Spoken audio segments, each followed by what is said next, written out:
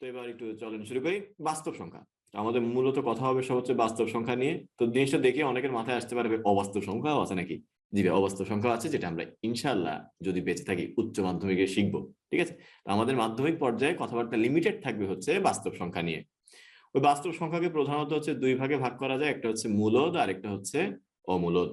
তো কোনটা কি, প্রথমে আসেন মূলদের পার্ট গুলো দেখি।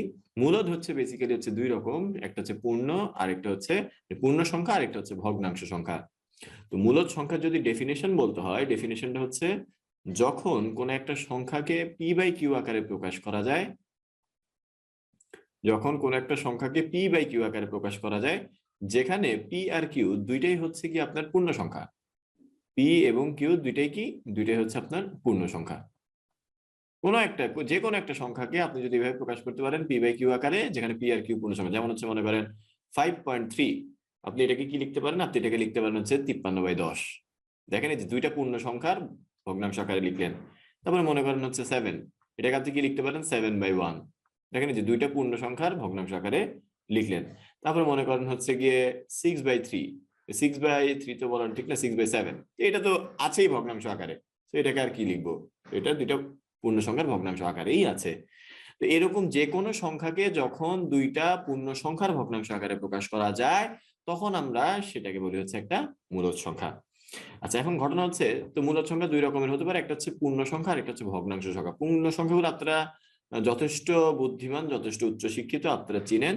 সেটা হচ্ছে মনে করেন -3, -2, 0, 1, 2, 3, এগুলো সব হচ্ছে কি আপনার পূর্ণ সংখ্যা। আর ভগ্নাংশ কোনগুলো ভাইয়া, ভগ্নাংশ হচ্ছে মনে করেন আপনার এই যে 3/5, তারপর হচ্ছে 7/9, তারপর হচ্ছে মনে করেন 17/13, এগুলো সব হচ্ছে আপনার ভগ্নাংশ। ঠিক আছে, তো এই পূর্ণ সংখ্যাকে আবার হচ্ছে তিনটা ভাগে ভাগ করা হয়, একটা হচ্ছে ধনাত্মক, একটা হচ্ছে ঋণাত্মক, আর একটা হচ্ছে গিয়ে সবচেয়ে ভাবের যে সংখ্যাটা সেটা হচ্ছে শূন্য। ঠিক আছে, শূন্যকে কিন্তু ধনাত্মকও বলি না, ঋণাত্মক বলি না, শূন্য জাস্ট শূন্য। ঠিক আছে, কিন্তু শূন্যকে কিছু জায়গায় হচ্ছে অধনাত্মক অঋণাত্মক বলা হয়, অধনাত্মকও বলতে পারেন অঋণাত্মকও বলতে পারেন। ঠিক আছে, কিন্তু শূন্যকে আপনি ধনাত্মক বা ঋণাত্মক কিছু বলতে পারবেন না, তাকে আপনি অধনাত্মক বলতে পারবেন বা অঋণাত্মক যে কোনো একটা বলতে পারবেন, কিন্তু আপনি শূন্যকে ধনাত্মক বা ঋণাত্মক কিছু বলতে পারবেন না। আচ্ছা, পূর্ণ সংখ্যা ধনাত্মক ঋণাত্মক তো বুঝতেই পারতেছেন কোনগুলো, মনে করেন হচ্ছে 1, 2, 3, 4, এগুলো হচ্ছে আমার ধনাত্মক পূর্ণ সংখ্যা। ঠিক আছে, আর ঋণাত্মক পূর্ণ সংখ্যা কোনগুলো, ঋণাত্মক পূর্ণ সংখ্যা হচ্ছে মনে করেন -3, -2, -1, -5, এগুলো হচ্ছে আমাদের ঋণাত্মক পূর্ণ সংখ্যা। আচ্ছা, ধনাত্মক পূর্ণ সংখ্যার একটা নাম আছে, ধনাত্মক পূর্ণ সংখ্যার নামটা হচ্ছে স্বাভাবিক সংখ্যা। কি বললাম, ধনাত্মক পূর্ণ সংখ্যাকে আমরা প্রকাশ করি হচ্ছে স্বাভাবিক সংখ্যা বলে। আচ্ছা, স্বাভাবিক সংখ্যার হচ্ছে কি আবার একটা সিম্বল আছে, সিম্বলটা হচ্ছে এন, ন্যাচারাল নাম্বারের থেকে এন আসলো। মূলদ সংখ্যার একটা সিম্বল আছে, সেটা হচ্ছে কিউ। মূলদ সংখ্যার একটা সিম্বল আছে, সেটা কি, এটা হচ্ছে কিউ। পূর্ণ সংখ্যার একটা সিম্বল আছে, সেটা হচ্ছে জ্যালেন থেকে আসছে জেড, এটা হচ্ছে পূর্ণ সংখ্যার চিহ্ন জেড। এটা যে শব্দটা থেকে আসছে ওটা একটা জার্মান শব্দ, বুঝছেন, ওটার এই কি জানি বললেন, বানানটা জ্যালেন বা মানে বানানে লাস্টে এন বাই বি কোন একটা হবে, সেটা আমাদের আপাতত প্রয়োজন নেই। আমাদের আপাতত যেটা প্রয়োজন সেটা হচ্ছে পূর্ণ সংখ্যাকে প্রকাশ করে কি দিয়ে, পূর্ণ সংখ্যাকে প্রকাশ করে হচ্ছে জেড দিয়ে। ঠিক আছে, আর আর কি আছে, আর কি আছে, বাস্তব সংখ্যাকে প্রকাশ করে হচ্ছে কি আর দিয়ে, রিয়েল নাম্বার থেকে আসছে আর, যে এরকম করে আর দিয়ে প্রকাশ করে, নরমালি বড় হাতের আর লিখলেও কোনো সমস্যা নাই। সেটা হচ্ছে বাস্তব সংখ্যাকে প্রকাশ করে এই সিম্বল দিয়ে, মূলদ সংখ্যাকে প্রকাশ করে কিউ দিয়ে, পূর্ণ সংখ্যাকে জেড দিয়ে, স্বাভাবিক সংখ্যাকে হচ্ছে এন দিয়ে। তো এবার আসেন, ধনাত্মক পূর্ণ সংখ্যা আবার তিনটা ভাগে ভাগ করা হয়েছে, একটা হচ্ছে মৌলিক, একটা হচ্ছে যৌগিক, আর একটা হচ্ছে এক। বুঝছেন, তো মৌলিক সংখ্যা কোনগুলো, মৌলিক সংখ্যা আপনারা যথেষ্ট উচ্চ শিক্ষিত, আপনারা চিনেন 5, 7, 13, 17, মানে যে সকল সংখ্যাকে ওই সংখ্যা এবং এক দ্বারা অন্য কিছু দ্বারা ভাগ করা যায় না। এই যে দাঁড়ান, এই যে কিছু উচ্চ শিক্ষিত কোশ্চেন করা শুরু করছে। ভাই আমি বলছিলাম যে এই স্লাইডটা না যাওয়া মানে মানে না যাওয়ার আগে, এই স্লাইডটা সরানোর আগ পর্যন্ত কোশ্চেন করতে না কিউ এন্ড এতে, তাও কিছু মানুষ কোশ্চেন করছেন, আমি ধরে নিচ্ছি তারা হচ্ছে পরে আসছেন, পরে জয়েন করছেন। হ্যাঁ, আচ্ছা, কিউ দিয়ে কি প্রকাশ করে, কিউ দিয়ে মূলদ সংখ্যাকে প্রকাশ করা হয়, ফুল ফর্মটা জানি না। আর হচ্ছে এন মানে কি, এন মানে ন্যাচারাল নাম্বার, জেড আর কিউ এর ফুল ফর্ম কি, জেড হচ্ছে জ্যালেন থেকে জেড আসছে সম্ভবত, বুঝছেন। আর হচ্ছে কিউ এর ফুল ফর্মটা শিওর না, কোশ্চেন থেকে আসতে পারে, শিওর না। রুটের মধ্যে মাইনাস থাকলে অস্বাভাবিক সংখ্যা বলে, অস্বাভাবিক না অবাস্তব সংখ্যা বলে। 2 কি মৌলিক না, জি 2 মৌলিক। তারপর -2, -1, এই সংখ্যাগুলোকে পূর্ণ সংখ্যা কেন বলে, কেন বলে এটা কারণ জানি না ভাইয়া, এগুলো পূর্ণ, মানে এগুলোকে ভগ্নাংশ আকারে লিখছি না, বা যে সকল সংখ্যার ভগ্নাংশের নিচে হচ্ছে কি 1 থাকে, যেগুলোর নিচে হচ্ছে কি 1 থাকে সেগুলোকে নর্মালি আমরা পূর্ণ সংখ্যা বলি। এখন এটার উত্তরটা কেমনে দেওয়া যায়? এটার উত্তরটা এইভাবে দেওয়া যায়, 5, এখানে তো আপনার দশমিক মানে 5-এর পরে আর কিছু নেই। যখন 5.3 লিখতেছি তখন 5ও আছে, আরো আরেকটু অংশও আছে, ঠিক আছে? তো যখন এরকম অংশ বিশিষ্ট কিছু একটা থাকে তখন নর্মালি হচ্ছে ভগ্নাংশ তৈরি হয়। তখন এরকম কোনো অংশ থাকে না, তখন ওগুলো আমরা পূর্ণ সংখ্যা বলি আর কি। এই আচ্ছা, তারপরে হচ্ছে কোশ্চেনটা সেই পূর্ণ সংখ্যা কেন বলে। আচ্ছা, তারপর হচ্ছে যৌগিক সংখ্যা কোনগুলো? যৌগিক সংখ্যা হচ্ছে সেগুলো যেগুলোকে ওই সংখ্যার এক বাদে অন্যান্য সংখ্যা দিয়ে ভাগ করা যায়। যেমন হচ্ছে 6, 8, 10। তো যৌগিক সংখ্যা কোনগুলো? যৌগিক সংখ্যা হচ্ছে 6, 8, 10, 20, 30। এগুলো হচ্ছে কি যৌগিক সংখ্যা। কেন যৌগিক সংখ্যা? কারণ এই সকল সংখ্যাকে আপনার এই সকল সংখ্যাকে এই সংখ্যা এবং অন্যান্য সংখ্যা দ্বারা ভাগ করা যায়। যেমন 6কে আপনি 3 দিয়ে ভাগ করতে পারেন, 2 দিয়ে ভাগ করতে পারেন। 8কে আপনি 4 দিয়ে ভাগ করতে পারেন, 2 দিয়ে ভাগ করতে পারেন। 10কে 5 দিয়ে ভাগ করতে পারেন, 2 দিয়ে ভাগ করতে পারেন, তাই না? তাহলে যে সকল সংখ্যাকে ওই সংখ্যা এবং এক বাদেও অন্যান্য সংখ্যা দিয়ে ভাগ করা যায় তাদেরকে বলা হয় হচ্ছে মূলত যৌগিক সংখ্যা। আর মৌলিক সংখ্যা হচ্ছে সেই সকল সংখ্যা যাদেরকে ওই সংখ্যা এবং এক বাদে অন্য কিছু দ্বারা ভাগ করা যায় না। এবং 13 এবং এক বাদে 13কে অন্য কিছু দিয়ে আপনি ভাগ করতে পারবেন না। আচ্ছা, এটা গেল হচ্ছে মূলদ সংখ্যা। আচ্ছা, এবার আসেন হচ্ছে মূলদ সংখ্যা, আরো কিছু আছে এখানে। ভগ্নাংশ, কয়েকটা ভগ্নাংশ কি, যেমন হচ্ছে 3/5 একটা ভগ্নাংশ, 13/8 একটা ভগ্নাংশ, এগুলো সব হচ্ছে ভগ্নাংশ। ওই ভগ্নাংশগুলোকে যখন আমরা দশমিক আকারে লিখি তখন হচ্ছে ওইগুলো দশমিক ভগ্নাংশ সংখ্যা বলে। যেমন হচ্ছে মনে করেন 3.5, 4.6, দুইটা মূলত একই কথা, বুঝছেন? যদি আপনি লেখেন হচ্ছে গিয়ে 10/4, তাহলে ওইটা হচ্ছে গিয়ে নর্মালি সাধারণ ভগ্নাংশ। আর যদি আপনি এটাকে লেখেন 2.5, সেটা হচ্ছে কি দশমিক ভগ্নাংশ। এই পার্থক্য, তেমন কিছু না। কি বললাম আবার বলি, যদি এভাবে লেখেন তাহলে সাধারণ ভগ্নাংশ, যদি এভাবে লেখেন তাহলে হচ্ছে গিয়ে দশমিক ভগ্নাংশ। তো এখন এই সাধারণ ভগ্নাংশটা আবার দুই ভাগে বিভক্ত, একটা হচ্ছে প্রকৃত আর একটা হচ্ছে অপ্রকৃত। প্রকৃত কোনগুলা? যেগুলোর হর ছোট, লব বড়। কথাটা উল্টা বলছি, সরি। যেগুলার হর বড়, লব ছোট। অর্থাৎ এই যে উপরেরটা হচ্ছে কি ছোট আর নিচেরটা হচ্ছে আপনার বড়। তাহলে এই যে 7/9 এগুলো হচ্ছে সব প্রকৃত ভগ্নাংশ। আর অপ্রকৃত ভগ্নাংশ কোনগুলো? যেগুলো লব বড়, হর ছোট। অর্থাৎ উপরে থাকলো 10, নিচে মনে করেন 7, উপরে থাকলো 13, নিচে মনে করেন 6। এগুলো হচ্ছে অপ্রকৃত ভগ্নাংশ। তো ওই অপ্রকৃত ভগ্নাংশ থেকে হচ্ছে মিশ্র ভগ্নাংশ আকারেও লেখা যায়। যেমন 10/7, এটাকে আপনি লিখতে পারেন হচ্ছে গিয়ে 1/7/3। আবার এই 13/6, এটাকে আপনারা লিখতে পারেন 2/6/1। ঠিক আছে? তো অপ্রকৃত থেকে আমরা এইভাবে মিশ্র আকারেও লিখতে পারি, মানে একটা পূর্ণ সংখ্যার পার্ট থাকবে আর একটা প্রকৃত ভগ্নাংশ থাকবে। ঠিক আছে? আবার অনেকে বললেন, না ভাইয়া তাহলে কি আমরা প্রকৃত ভগ্নাংশকে অমিশ্র ভগ্নাংশ বলতে পারি? না ভাই, ওইটা আমরা বলতে পারি না, বুঝছেন? ওইটা আমরা বলতে পারি না, নামটা এটাই। প্রকৃত ভগ্নাংশ হচ্ছে এগুলো, অপ্রকৃত ভগ্নাংশ হচ্ছে এগুলো, আর মিশ্র ভগ্নাংশ হচ্ছে অপ্রকৃতকে যখন আমরা পূর্ণ সংখ্যার ভগ্নাংশ দিয়ে লিখি। এগুলো হচ্ছে ক্লাস 6-7 এর পড়া, এগুলো নিয়ে আসলে কোশ্চেন থাকার কথা না। আচ্ছা, এবার আসেন, আমরা কিন্তু এখনো অমূলদে কিন্তু যাই নেই ভাইয়া, অমূলদে এখনো কিন্তু আসিই নেই আমরা। অমূলদ দিয়ে বলছি একটু পরে।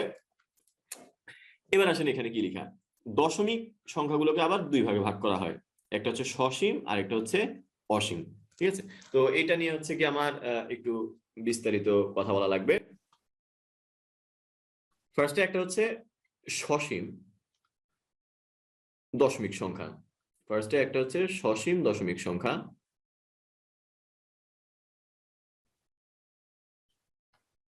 তারপরে একটা হচ্ছে অসীম দশমিক সংখ্যা।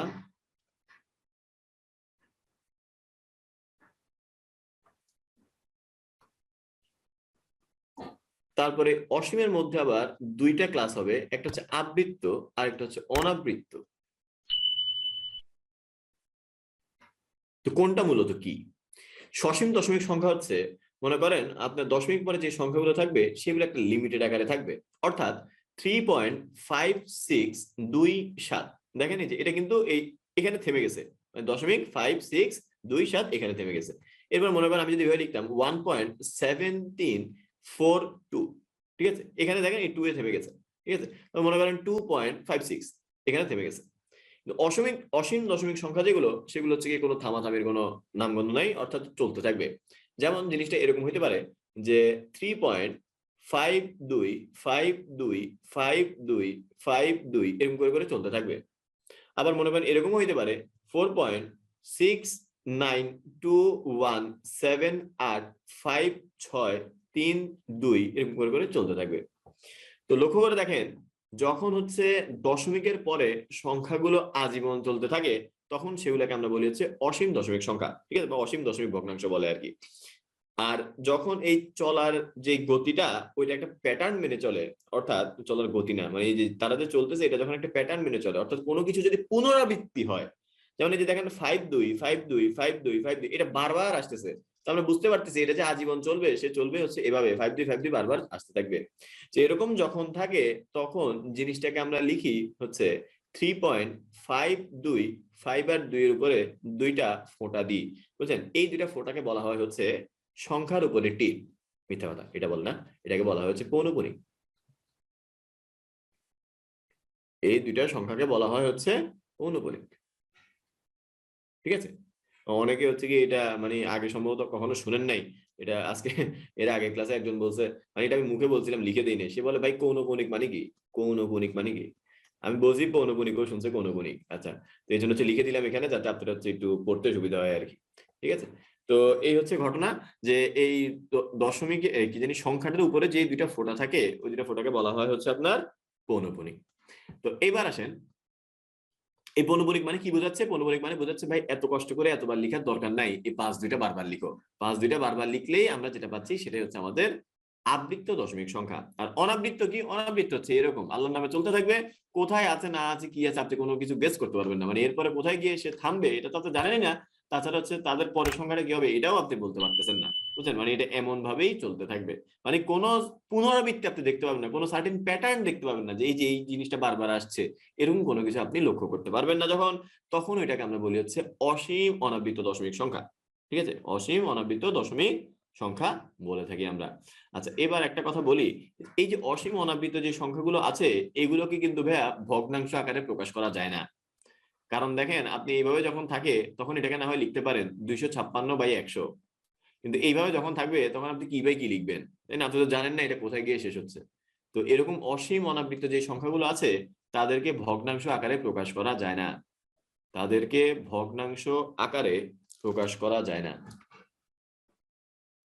ভগ্নাংশ আকারে প্রকাশ করা যায় না, ভগ্নাংশ আকারে প্রকাশ করা যায় না। তো এখন আপনি যথেষ্ট উচ্চশিক্ষিত, আপনি একটা জিনিস ভালো মতো বুঝতে পারতেছেন, যাদেরকে ভগ্নাংশ আকারে প্রকাশ করা যায় তাদেরকে বলে মূলদ সংখ্যা। তো যাদেরকে ভগ্নাংশ আকারে প্রকাশ করা যাবে না তাদেরকে কি বলা হবে? অমূলদ সংখ্যা। তো এই হচ্ছে গিয়ে মোটামুটি ঘটনা, যে মূলদ সংখ্যা কোনগুলো যেগুলোকে আপনি ভগ্নাংশ আকারে প্রকাশ করতে পারেন, অমূলদ সংখ্যা কোনগুলো যেগুলোকে আপনি ভগ্নাংশ আকারে প্রকাশ করতে পারেন না। আর ভগ্নাংশ আকারে প্রকাশ করতে পারেন না কাদেরকে?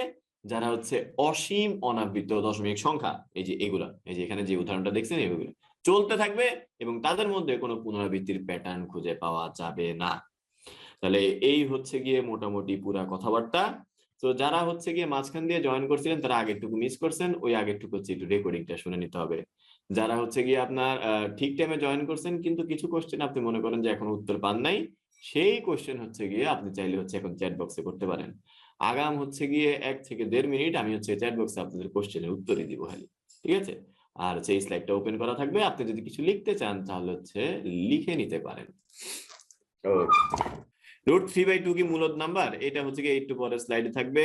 মৌলিক আর যৌগিক সংখ্যা বুঝলাম, বাট এককে কি বলে? এককে এক বলে ব্রো, এককে এক বলে। 4 কি মৌলিক সংখ্যা? না। 4 যৌগিক সংখ্যা। 1 কি সংখ্যা? 1 1। পাইয়ের মান কি অনাবৃত্ত? জি, পাইয়ের মান অনাবৃত্ত। মূলদ সংখ্যা কি? ভগ্নাংশ আকারে যাদেরকে প্রকাশ করা যায়। ভাইয়া সসীম আবৃত্ত হয় হলে কোনগুলো? সসীম আবৃত্ত হয় না ব্রো, সসীম আবৃত্ত হয় না। অসীম আবৃত্তকে ফ্র্যাকশনে প্রকাশ করা যায়? অসীম আবৃত্তকে জি অবশ্যই যায়, এটাই শিখবো একটু পরে। 0 কি? 0 0। আবৃত্তকে ভগ্নাংশ আকারে প্রকাশ করা যায় না। আবৃত্ত, অসীম আবৃত্তকে ভগ্নাংশ আকারে প্রকাশ করা যায়। আচ্ছা, বাস্তব সংখ্যা কি? ইন্নালিল্লাহ। এই যে বাস্তব সংখ্যা যে এগুলা যা যা বললাম এতক্ষণ, 100/3 এটা কি আবৃত্ত না? জি এটা আবৃত্ত। ভাইয়া মিশ্র ভগ্নাংশ কিভাবে বানাতে হয়? ইন্নালিল্লাহ। আচ্ছা দেখেন, এই যে মিশ্র ভগ্নাংশ বানায় দেখাচ্ছি। আরে তো কোন ক্লাসে পড়ছিলাম আমি? পোল কোশ্চেন চলে আসছো কেন? তুমি একটু পরে আসো না। আচ্ছা, তো দেখেন এই যে মনে করেন 17 ÷ 13, এটাকে মিশ্র ভগ্নাংশ বানাই এইভাবে 1 = 13/4। মানে আপনি যেভাবে লিখবেন 13 লিখবেন, এভাবে 17 লিখবেন, তারপর লিখবেন 13 একে 13, তারপর 17 থেকে 13 বাদ দিবেন 4। এই যে তাহলে এটা হচ্ছে মিশ্র ভগ্নাংশ, এক সমস্ত 13/4, বুঝছেন যেভাবে বানায়। ঠিক আছে, আচ্ছা, মাশাআল্লাহ। এবার আসেন, যত যে যে যা বুঝছেন সেটার বেসিসে চেষ্টা করেন হচ্ছে গিয়ে আপনার এটা অ্যান্সার দিতে। এর আগে একটু একটা বলি। দেখেন ভাই, এখানে মৌলিক সংখ্যা কিন্তু পূর্ণ সংখ্যার একটা সাবসেট। দেখেন, পূর্ণ সংখ্যার মধ্যে মৌলিক সংখ্যা আছে, পূর্ণ সংখ্যার মধ্যে যৌগিক সংখ্যা আছে। তাহলে আমরা মৌলিক সংখ্যাকে কি বলতে পারি? মৌলিক সংখ্যাকে বলতে পারি পূর্ণ সংখ্যার একটা সাবসেট বা প্রপার সাবসেট বলতে পারি। এই যে মৌলিক সংখ্যাগুলো হচ্ছে পূর্ণ সংখ্যার একটা হচ্ছে কি আপনার ওয়েট, উল্টা লিখছি। মৌলিক সংখ্যাগুলো হচ্ছে পূর্ণ সংখ্যার একটা প্রপার সাবসেট। এই যে এভাবে আমরা লিখতে পারি, মানে যত পূর্ণ সংখ্যা আছে তার মধ্যে কিছু সংখ্যা আছে যারা মৌলিক। তো এই কথাটাকে এভাবে লেখা যায়, মৌলিক is a proper subset of পূর্ণ সংখ্যা। ঠিক আছে, তো এটার উপর বেসিস করে হচ্ছে একটা পোল কোশ্চেন দেওয়া আছে। তো দেখেন একটু পোল কোশ্চেনটা অ্যান্সার করতে পারেন নাকি আপনারা। সময় পাবেন 1.5 মিনিট, ভেবে চিন্তে অ্যান্সার করেন। আচ্ছা, 192/99, সরি 122/99, এটা কি অসীম? এটা তো অসীমই মনে হচ্ছে। এটা তো নর্মালি কোনো প্যাটার্ন পাওয়া যাওয়ার কথা না। নয় দেই, এটা একটু দেখলেই বোঝা যাচ্ছে যে এটা অসীম আসবে। নর্মালি তো ভাগ যাচ্ছে না এটা ডিরেক্ট। ভাইয়া 5 আর 2 এর উপর ফুটাগুলা কেন দেওয়া হয়েছে আর এগুলো দিয়ে কি বোঝায়? কি এটা হচ্ছে পৌনঃপুনিক ভাইয়া, ওইটা একই জিনিস বারবার আসতেছে। আচ্ছা ভাইয়া, √(-1) কে আনরিয়েল নাম্বার? জি, ইমাজিনারি নাম্বার বলে। ভাইয়া, অবাস্তব সংখ্যা চিনবো কি করে? অবাস্তব এখন আপাতত হচ্ছে কি √এর ভিতর মাইনাস যেগুলো ওগুলো অবাস্তব সংখ্যা, এভাবে চিনে রাখেন √এর ভিতর মাইনাস হলে। ভাইয়া, 3 2 4 3 2 4 4 5 5, এটা কি সংখ্যা বলবো? যে আপনি যেটা লিখছেন এটার পরে ডট ডট দেন নেই, তার মানে এটা হচ্ছে একটা মূলদ সংখ্যা, সসীম দশমিক সংখ্যা আর কি। ভাইয়া, অপ্রকৃত সংখ্যাটা একটু, অপ্রকৃত সংখ্যা বলতে কিছু বলিনি, অপ্রকৃত ভগ্নাংশ বলছি। যৌগিক সংখ্যা কি যেটা মৌলিক না আর এক না? জিরো কি ধনাত্মক নাকি ঋণাত্মক? এটা বলছি, জিরো ধনাত্মক না ঋণাত্মক না।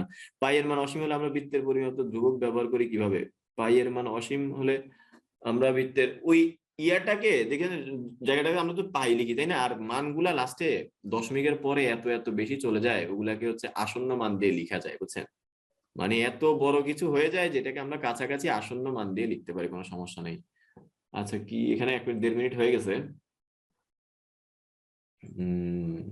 ঠিক আছে, মাঝে মাঝে সহজ পোল কোশ্চেন দিয়ে বোঝা যায় ক্লাসের অবস্থা কি, মানে যাদেরকে পড়াচ্ছি তারা আসলে কোন লেভেলে আছে। তো আপনারা সেটারই বহিঃপ্রকাশ ভালোই দেন, মাশাল্লাহ। তো আপনারা এই লেভেলে আছেন আর কি। 34% মানুষ কারেক্ট অ্যান্সার দিয়েছেন, গুড, ভেরি গুড।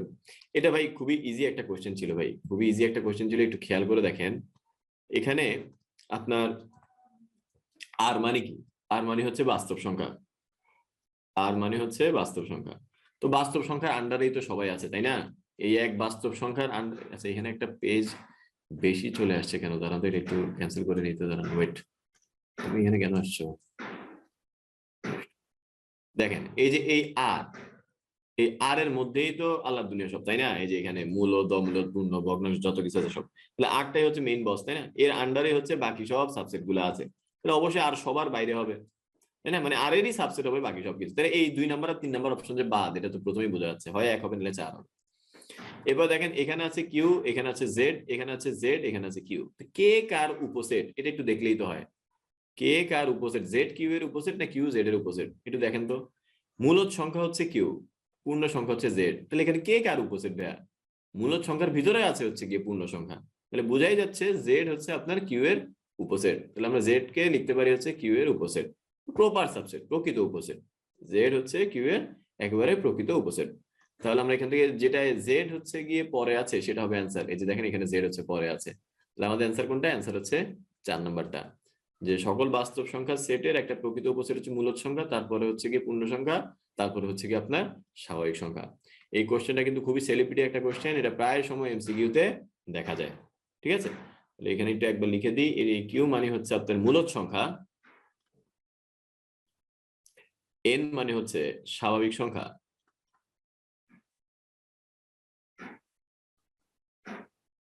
আর জেড মানে হচ্ছে পূর্ণ সংখ্যা।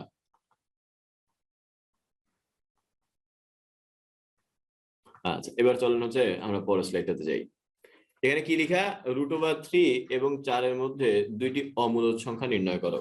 তো আমরা কিন্তু বলে এসেছি একটু আগে ভাইয়া, অমূলদ সংখ্যা বেসিক্যালি কোনগুলো, যেগুলোকে ভগ্নাংশ আকারে প্রকাশ করা যায় না।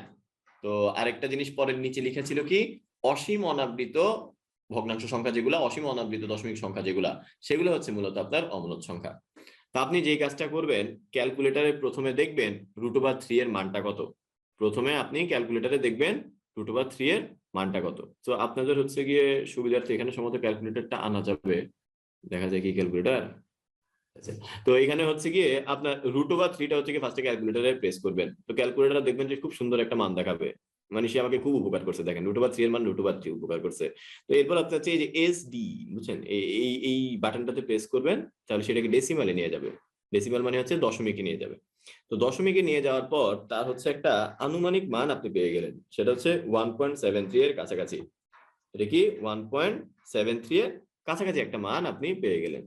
তাহলে আপনি এখন যে কাজটা করবেন সেটা হচ্ছে, এই যে 1.73 দেখতে পাচ্ছেন, এই 1.73 থেকে বড়, কি বললাম আবার বলছি কথাটা, 1.73 থেকে বড় আর 4 থেকে ছোট, 1.73 থেকে বড় আর 4 থেকে ছোট, নিজের মন মতো যে কোনো দুইটা সংখ্যা লিখবেন। নিজের মন মতো যে কোনো দুইটা সংখ্যা লিখবেন। মনে করেন আপনি লিখলেন হচ্ছে 2.56348978204 5, এমন ভাবে লিখবেন যাতে ওইটার মধ্যে কোনো পুনরাবৃত্তি দেখা না যায়, কোনো প্যাটার্ন দেখা না যায়, মানে আপনি যাতে এটা বলতে না পারেন যে এর পরের সংখ্যাগুলো তো এগুলোই হবে, বুঝছেন, এরকম ভাবে যাতে এটা বলা না যায়। এরপর হচ্ছে কি জাস্ট ডট ডট ডট দিয়ে দিবেন, এরপর জাস্ট কয়েকটা ডট ডট দিয়ে দিবেন। এটাই হচ্ছে আপনার √3 এবং 4 এর মধ্যে একটা অমূলদ সংখ্যা। কথাটা আবার বলছি, আমরা 4 মানে তো 4 এটা জানি, কিন্তু √3 মানে কত এটা জানি না। তো প্রথমে আমরা কি করলাম, গণনাকারী যন্ত্রের সাহায্যে √3 এর মানটা বের করে নিলাম।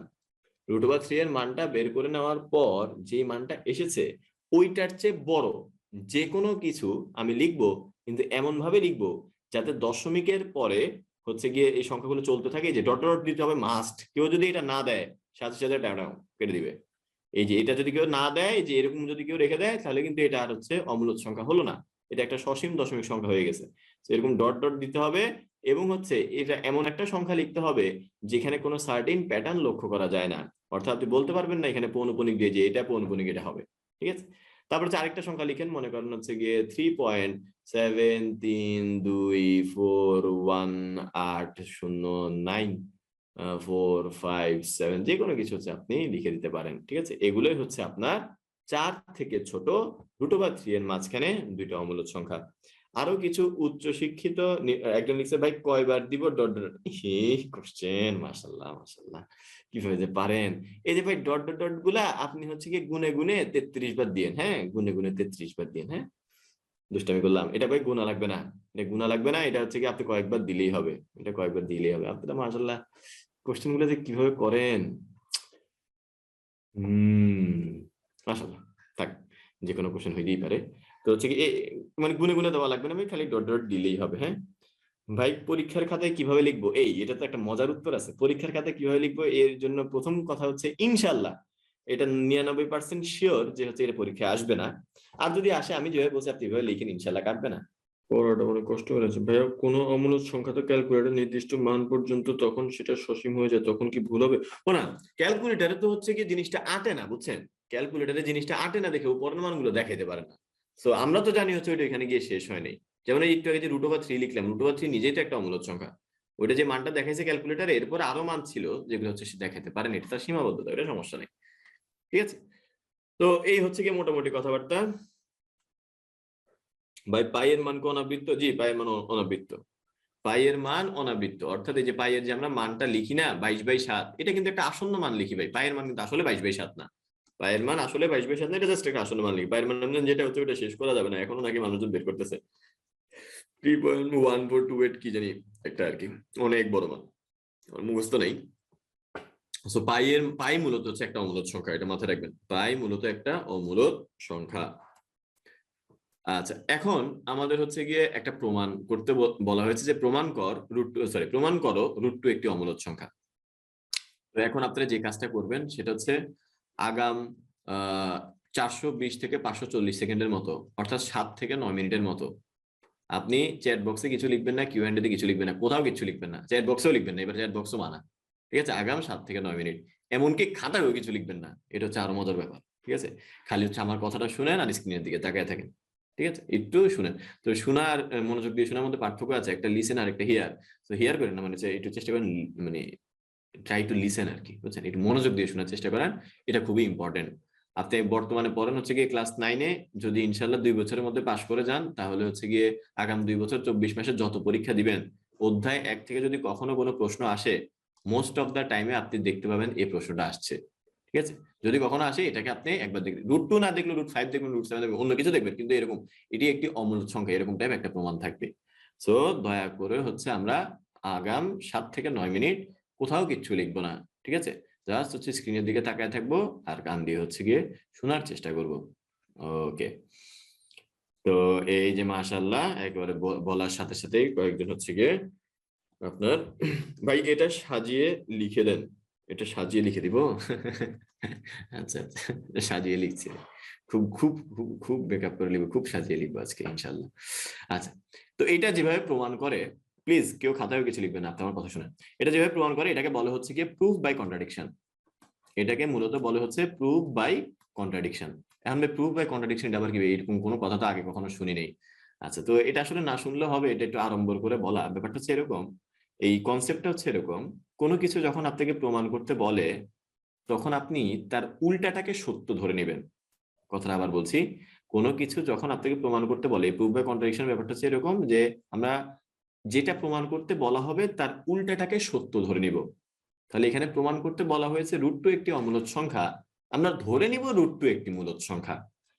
এই যে √2 একটি মূলদ সংখ্যা ধরে নিলাম, ধরে নেওয়ার পরে যদি দেখি আমাদের জীবনে কোনো অসম্ভব ঘটনার অবতরণ ঘটেছে, তাহলে বুঝবো আমাদের ধরে নেওয়াটা ভুল ছিল। আবার বলছি কথাটা, আমরা প্রথমে ধরে নিব √2 একটি অমূলদ সংখ্যা, সরি মূলদ সংখ্যা। ধরে নেওয়ার পর একবার সাজিয়ে গুছিয়ে লিখে দিচ্ছি, আমরা প্রথমে ধরে নিব √2 একটি মূলদ সংখ্যা।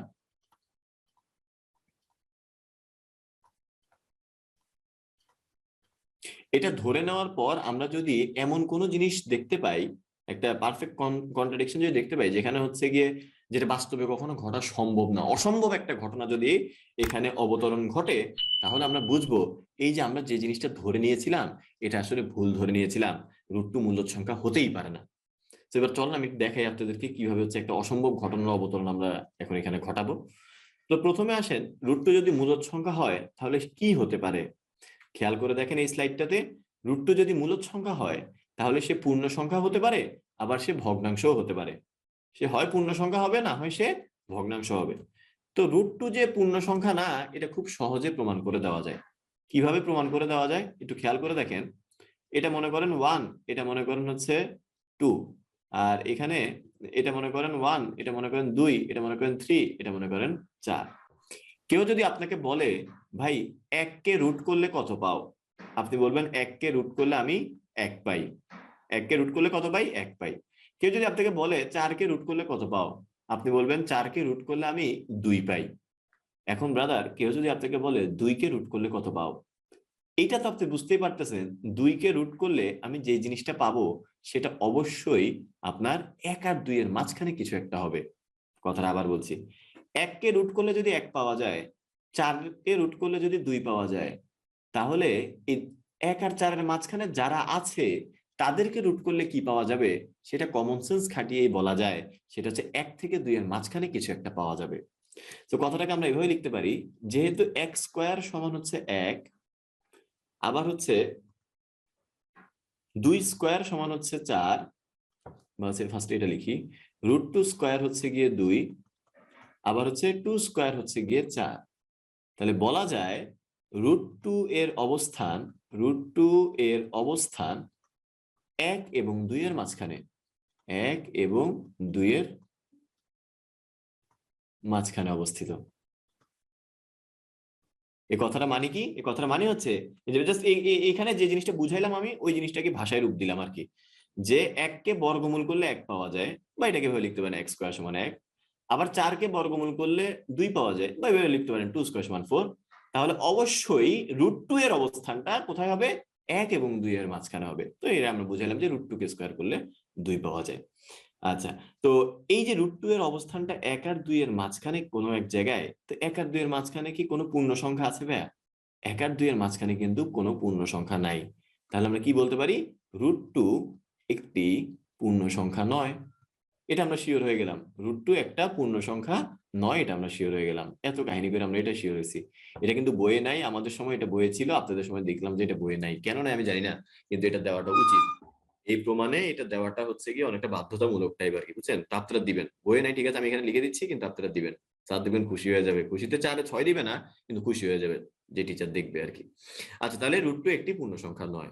তো এখন দেখেন আমরা √2 কে কি ধরে নিয়েছি? মূলদ সংখ্যা ধরে নিয়েছি। তো মূলদ সংখ্যার মধ্যে দুইটা জিনিস ছিল, একটা ছিল পূর্ণ সংখ্যা, আরেকটা ছিল ভগ্নাংশ সংখ্যা। তো এতক্ষণ ধরে আমরা কি প্রমাণ করলাম? যে √2 পূর্ণ সংখ্যা না, এটা প্রমাণ করে ফেললাম। তাহলে কি, তাহলে আমাদের যেহেতু √2 কে মূলদ সংখ্যা বলতেছি, আবার বলতেছি পূর্ণ সংখ্যা না, তাহলে আরেকটা কেস থাকে যে √2 ভগ্নাংশ হতে পারে। √2 কি হতে পারে? ভগ্নাংশ হতে পারে। তাহলে ধরে নেই √2 হচ্ছে একটা ভগ্নাংশের সমান। √2 কার সমান? একটা ভগ্নাংশের সমান। যেই ভগ্নাংশের লব আর হর দুইটাই কি থাকবে? দুইটাই পূর্ণ সংখ্যা থাকবে। মানে যেখানে লিখছি কিন্তু দেখেন, এই যে মূলদ সংখ্যা হচ্ছে এমন ভাবে প্রকাশ করবেন যাতে দুইটাই পূর্ণ সংখ্যা আকারে থাকে। তাহলে আমরা ধরে নিলাম পি এবং কিউ এরা হচ্ছে দুইটাই পূর্ণ সংখ্যা। এখানে আরেকটা কথা একটু বলে নেওয়া উচিত, সেটা হচ্ছে, আচ্ছা তোমরা একটু অন্যদিকে যাও, হ্যাঁ তোমরা এখানে আসলে তোমাদেরকে মানাচ্ছে না, তুমি একটু এদিকে যাও। হ্যাঁ, ও আস্তে আস্তে, কয়েকজন গেছো কয়েকজন যাও নাই, সবাইকে যেতে হবে। তুমি তোমরা এই যে তোমরা সবাই সবাই এই যে সবাই, হ্যাঁ, একটু এই সাইডে যাও, তোমাদের এখন দরকার নেই। আচ্ছা, তো যেটা বলতেছিলাম, পি আর কিউ কি? পি আর কিউ হচ্ছে কি আপনার পূর্ণ সংখ্যা। এই যে উপরে একটা পূর্ণ সংখ্যা থাকবে, নিচে একটা পূর্ণ সংখ্যা থাকবে। পি ও কিউ এরা হচ্ছে পরস্পর সহমৌলিক। পি ও কিউ কি? এটাকে আমি ধরে নিচ্ছি হচ্ছে পরস্পর সহমৌলিক। এই যে এখন সহমৌলিক একটা কনসেপ্ট আসছে, এটা আমি শিওর অনেকে প্রায় ক্লাস 5-6 এ পড়েছিলেন, কিন্তু এখন যথারীতি সবকিছু ভুলে গেছেন। তো হচ্ছে এই যে যারা ভুলে গেছেন তাদেরকে মনে করে দেওয়ার চেষ্টা করি। সহমৌলিক মানে হচ্ছে ভাইয়া পরস্পরের কোনো সাধারণ উৎপাদক থাকে না এক বাদে। যেমন মনে করেন 13/17, এটা এই 13 আর 17 এটা কিন্তু পরস্পর সহমৌলিক। মানে আপনি এদেরকে কোনো কিছুতে কাটাকাটি করতে পারবেন না। ঠিক আছে, সোজা কথায় তাদের কোনো সাধারণ উৎপাদক নেই। কিন্তু আজকে যদি জিনিসটা এরকম থাকতো 6/10, এটা কিন্তু সহমৌলিক না। কারণ এদেরকে আপনি একটা সাধারণ উৎপাদক দিয়ে ভাগ করতে পারেন। 6 কে আপনি 2 দিয়ে ভাগ করলে কত আসে? 3। 10 কে আপনি 2 দিয়ে ভাগ করলে আসে হচ্ছে 5। তার মানে এটা এমন একটা ভগ্নাংশ যেটা একেবারে লঘিষ্ঠ আকারে আছে। আমরা ধরে নিচ্ছি এটা এমন একটা ভগ্নাংশ যেটা একেবারে লঘিষ্ঠ আকারে আছে, তো তাদেরকে আর কোনো কাটাকাটি করা যায় না। আপনারা যেটাকে কাটাকাটি বলেন আর কি, অর্থাৎ কোনো সাধারণ উৎপাদক দিয়ে তাদেরকে ভাগ করা যায় না। আমরা এমন একটা ভগ্নাংশ আকারে এটাকে ধরে নিয়েছি, যেখানে পি আর কিউ দুইটাই কি? দুইটাই হচ্ছে পূর্ণ সংখ্যা। আরেকটা জিনিস বলে রাখা ভালো, এখানে কিউটা হচ্ছে 1-এর চেয়ে বেশি। কারণ খেয়াল করেন, কিউ যদি 1 হয়ে যায়, এখানে কিউ যদি আপনার 1 হয়ে যায়, তাহলে তো এটা একটা পূর্ণ সংখ্যা হয়ে গেল, তাই না? এটাকে তো প্রমাণই করে দিছি যে কিউ পূর্ণ সংখ্যা না। সেই জন্য আমরা কিউটাকে ধরে নিচ্ছি কি 1-এর চেয়ে বেশি। আর এটা তো নেগেটিভ কিছু তো হবে না, তাই না? √2 এর মান তো পজিটিভ কিছু একটাই। তো এই জন্য এই তিনটা কন্ডিশন আমরা ধরে নিলাম। পি কিউ হচ্ছে পূর্ণ সংখ্যা, পি আর কিউ হচ্ছে পরস্পর সহমৌলিক, মানে একেবারে লঘিষ্ঠ আকারে আছে, আর কিউটা হচ্ছে 1-এর চেয়ে আপনার বেশি। আচ্ছা, এবার আসেন পরের লাইন আমরা কি লিখতে পারি? পরের লাইন আমরা আস্তে করে বর্গ করে দিব। জোরে বর্গ করলেও সমস্যা নাই, কিন্তু হচ্ছে বর্গ করবো, এটা হচ্ছে কথা। তো বর্গ করলে কি আসে? বর্গ করলে আসে হচ্ছে এটা 2 সমান p²/q²। প্রমাণ কিন্তু এখানেই শেষ, বুঝছেন? তাও আপনার বইয়ে একটু আড়ম্বর করছে। তা আমি হচ্ছে যে জিনিসটা করব সেটা হচ্ছে পরে আরেকটা লাইন লিখবো। ফার্স্টে কি করছি? এই লাইন থেকে এই লাইনে কি করছি ভাইয়া? উভয় পক্ষকে বর্গ করে পাই। এরপরে লাইনে লিখবো উভয় পক্ষকে কিউ দ্বারা গুণ করি। উভয় পক্ষকে কি দ্বারা গুণ করি? কিউ দ্বারা গুণ করি। উভয় পক্ষকে কিউ দ্বারা গুণ করি। কিউ দ্বারা গুণ করি। তো আমি প্রমাণটা শুরু করেছিলাম যেটা বলে, সেটা কি ছিল? সেটা ছিল হচ্ছে আমরা প্রথমে তার উল্টাটাকে সত্য ধরে নিব। তার উল্টাটাকে সত্য ধরে নিয়ে আমরা দেখব কোন অসম্ভব ঘটনার অবতরণ ঘটে নাকি। এই যে আমরা এখন যে ঘটনাটা দেখতে পাচ্ছি, এটা একটা অসম্ভব ঘটনা। কি ভাই, কেমনে কেমনে কেমনে অসম্ভব কেমনে হইলো? চলো আমরা দেখে নিই। কিন্তু ইহা অসম্ভব। কিন্তু ইহা অসম্ভব। কেন অসম্ভব? কারণ এটার বাম সাইডটা খেয়াল করেন। বাম সাইডে কি আছে? 2q। এটা হচ্ছে একটা পূর্ণ সংখ্যা শিওর। বাম সাইডে আছে হচ্ছে 2q, যেটা একটা পূর্ণ সংখ্যা শিওর। কিভাবে কিভাবে শিওর হলেন? আরে ব্রাদার, কিউ যদি পূর্ণ সংখ্যা হয় ওইটাকে 2 দিয়ে গুণ করলে 2q পূর্ণ সংখ্যাই হবে। ঠিক আছে, তো বাম সাইডে একটা পূর্ণ সংখ্যা দেখতে পাচ্ছেন শিওর। কিন্তু ডান সাইডে খেয়াল করেন ভাই, ডান সাইডে কি কোনো পূর্ণ সংখ্যা দেখতে পান? দেখতে পান না। কিন্তু ডান সাইডে জিনিসটা কিরকম? ডান সাইডে জিনিসটা দেখতে এরকম, এই যে P by Q into P. ডান সাইডে জিনিসটা কিন্তু দেখতে এরকম, P by Q into P. তো পি বাই কিউ তো একটা পুরোপুরি ভগ্নাংশ, তাই না? এটা তো কোনো পূর্ণ সংখ্যা না, আমি জানি। আর এই পি আর কিউ কি কাটাকাটি করা যায়? এটা তো কাটাকাটিও করা যায় না, এটাও জানি। তাহলে পি বাই কিউ যদি একেবারে লঘিষ্ঠ আকারে একটা ভগ্নাংশ হয়ে থাকে, তাহলে পি স্কোয়ার বাই কিউ এটা অবশ্যই ভগ্নাংশ হবে, এটা ছাড়া উপায় নাই। একটা উদাহরণ দিয়ে দেখাই, মনে করেন 5/7। ঠিক আছে, 5/7 যদি একটা ভগ্নাংশ হয়ে থাকে যেটা একেবারে লঘিষ্ঠ আকারে আছে, আপনি যদি এখন লেখেন 5/7 ইন্টু 5, মানে উপরেরটাকে যদি আবার গুণ আকারে লিখেন, তাহলে কোনো তফাৎ হবে না, আপনি কাটাকাটি করতে পারবেন না। তো আপনি এখানে কাটাকাটি করতে পারবেন, তখনও সে একটা ভগ্নাংশ আকারেই থাকবে। তাহলে দেখতে পাচ্ছেন যে এইটার বাম পাশে আছে একটা পূর্ণ সংখ্যা, কিন্তু ডান পাশে কি আছে? ডান পাশে আছে হচ্ছে পি স্কোয়ার বাই কিউ ভগ্নাংশ। কিন্তু ইহা অসম্ভব, টুকি একটি পূর্ণ সংখ্যা এবং পি স্কোয়ার বাই কিউ হচ্ছে ভগ্নাংশ সংখ্যা। তো একটা পূর্ণ সংখ্যা কখনো একটা ভগ্নাংশের সমান হতে পারে না। তাহলে 2q cannot be equals to P square by Q. তাহলে এটা কখনো এটার সমান হতে পারবে না। এই যে একটা অসম্ভব ঘটনা আমাদের জীবনে অবতরণ ঘটলো, এটা কেন ঘটলো? কারণ আমি ধরে নিয়েছিলাম জিনিসটাকে এরকম। তার মানে √2 cannot be equals to P by Q, এটা এটার সমান হতে পারবে না। তার মানে কি, √2 পূর্ণ সংখ্যাও হতে পারবে না, √2 মূলদ সংখ্যাও হতে পারবে, ভগ্নাংশও হতে পারবে না। √2টা হবে কি? তাহলে বলবো হচ্ছে √2 মূলদ সংখ্যা হতে পারে না, √2 মূলদ সংখ্যা হতে পারে না, হতে পারে না। সুতরাং √2 হচ্ছে অমূলদ সংখ্যা, √2 একটি অমূলদ সংখ্যা। তো দেখবেন আপনার বই হচ্ছে এটা পুরোটা লিখার পর এখানে একটা 4 কোণা বাক্স দিছে, বুঝছেন? এটা মানে হচ্ছে প্রমাণিত। 4 কোণা বাক্সটা মানে হচ্ছে প্রমাণিত, তো আমরা প্রমাণিতই লিখবো, আমাদের এত বাক্স টাক্স দেওয়ার দরকার নেই। তাহলে এই ছিল হচ্ছে গিয়ে মোটামুটি পুরো কথাবার্তা। আমি আরেকবার বলে দিচ্ছি, যারা মাঝখানে হারিয়ে গিয়েছিলেন তাদেরকে ফিরিয়ে আনার একটা ক্ষুদ্র প্রয়াস, জানি না কতজন ফিরে আসবেন, তাও একটু একটা চেষ্টা করছি। সেটা হচ্ছে আমরা এই প্রমাণটা করব √2 একটি অমূলদ সংখ্যা। এই প্রমাণটি করব হচ্ছে প্রুফ বাই কন্ট্রাডিকশন দিয়ে। প্রুফ বাই কন্ট্রাডিকশন কাকে বলে? প্রুফ বাই কন্ট্রাডিকশন হচ্ছে যেটা প্রমাণ করতে বলবে তার উল্টাটাকে ফার্স্টে সত্য ধরে নিতে হয়। তো যেটা দেওয়া আছে তার উল্টাটাকে আমরা সত্য ধরে নিলাম, √2 একটি মূলদ সংখ্যা। এরপর দেখতে হয় এমন কোনো জিনিস কি ঘটে নাকি যেটা বাস্তবে ঘটা সম্ভব না। তো আমরা দেখবো কোনো কিছু ঘটে নাকি যেটা বাস্তবে ঘটা সম্ভব না। যদি এরকম কিছু হয় তাহলে আমরা বুঝবো আমাদের ধরে নেওয়াটা ভুল ছিল, আমাদের আসলে এটা ধরে নেওয়া উচিতই ছিল না, তার মানে √2 একটি অমূলদ সংখ্যা। তো এর প্রথমে আমরা কি দেখলাম? √2 যদি মূলদ সংখ্যা হয়, হয় √2 পূর্ণ সংখ্যা হবে, না হয় √2 ভগ্নাংশ হবে। তো প্রথমেই দেখে ফেললাম যে √2 পূর্ণ সংখ্যা কোনোভাবেই হতে পারবে না। কেন? কারণ 1 কে রুট করলে 1 আসে, 4 কে রুট করলে 2 আসে, তার মানে √2 এর যে মান আসবে তা অবশ্যই 1 আর 2 এর মাঝখানে আসবে। তো এটাই লিখলাম আমরা, √2 এর অবস্থান হচ্ছে 1 এবং 2 এর মাঝখানে। তাহলে √2 √2 এর অবস্থান, আচ্ছা দাঁড়ান, এই মাঝখানে বললে আবার অনেকে ভাববে কি একেবারে মিডলে, বুঝছেন? এটা তো আবার ঝামেলা আছে। মধ্যে লিখি, মধ্যে মানে কিন্তু একবার মিডল না, বুঝছেন? একবার মিডল মানে এর মাঝখানে কোন এক জায়গায় অবস্থা। তাহলে √2 কি? √2 হচ্ছে একটি পূর্ণ সংখ্যা নয়, এটা আমরা শিওর। আচ্ছা, তাহলে √2 যদি পূর্ণ সংখ্যা না হয় তাহলে √2 কে আমরা কি ধরতে পারি? √2 কে আমরা একটা ভগ্নাংশ ধরতে পারি। তো আমরা ধরে নিলাম √2 একটা ভগ্নাংশ, এমন একটা ভগ্নাংশ যে ভগ্নাংশ লব আর হর দুইটাই হচ্ছে পূর্ণ সংখ্যা এবং তারা একেবারে লঘিষ্ঠ ফরম্যাটে আছে। মানে তাদেরকে আর কোনো কাটাকাটি করা যাবে না, যেটাকে আমরা লিখি পি ও কিউ পরস্পর সহমৌলিক। এবং Q is greater than 1, Q যদি 1 হইতো তাহলে এটা পূর্ণ সংখ্যা হয়ে যেত, তাই না? কিউ 1 এর চেয়ে বড় কিছু একটা। এরপর আস্তে করে করে দিলাম বর্গ। বর্গ করার পরের লাইনে উভয় পক্ষে কিউ দ্বারা গুণ করলাম। কিউ দ্বারা গুণ করার পর আমরা যে লাইনটা পেলাম সেই লাইনটা একটা অসম্ভব লাইন আসছে, মানে যেটা ঘটা সম্ভবই না। কেন? কারণ বাম সাইডে দেখতে পাচ্ছি একটা পূর্ণ সংখ্যা, আর ডান সাইডে দেখতে পাচ্ছি একেবারে পিওর একটা ভগ্নাংশ সংখ্যা। কখনোই একটা পূর্ণ সংখ্যা একটা ভগ্নাংশ সংখ্যার সমান হতে পারে না। এই যে একটা অসম্ভব ঘটনা ঘটে গেল, কেন ঘটলো? কারণ এটা আমি ধরে নিয়েছিলাম, তার মানে এটা হতে পারে না, তার মানে মূলদ সংখ্যা হতে পারে না। তাহলে কি হতে পারে? তাহলে সে অমূলদ সংখ্যা। সো এইটা ছিল হচ্ছে গিয়ে পুরা প্রমাণটা। যারা বুঝছি আলহামদুলিল্লাহ, যারা বুঝি নাই তারা ইনশাল্লাহ, কারণ রেকর্ডিং দেখলে আপনি বুঝবেন শিওর, এর চেয়ে ধীর গতিতে হচ্ছে গিয়ে আর বলা যেত না। আপনি একটু রেকর্ডিংটা দেখলে ইনশাল্লাহ ক্লিয়ার হয়ে যাবে। আর হচ্ছে গিয়ে যারা নন মুসলিম আছেন তারা ওয়াই লিখতে পারেন।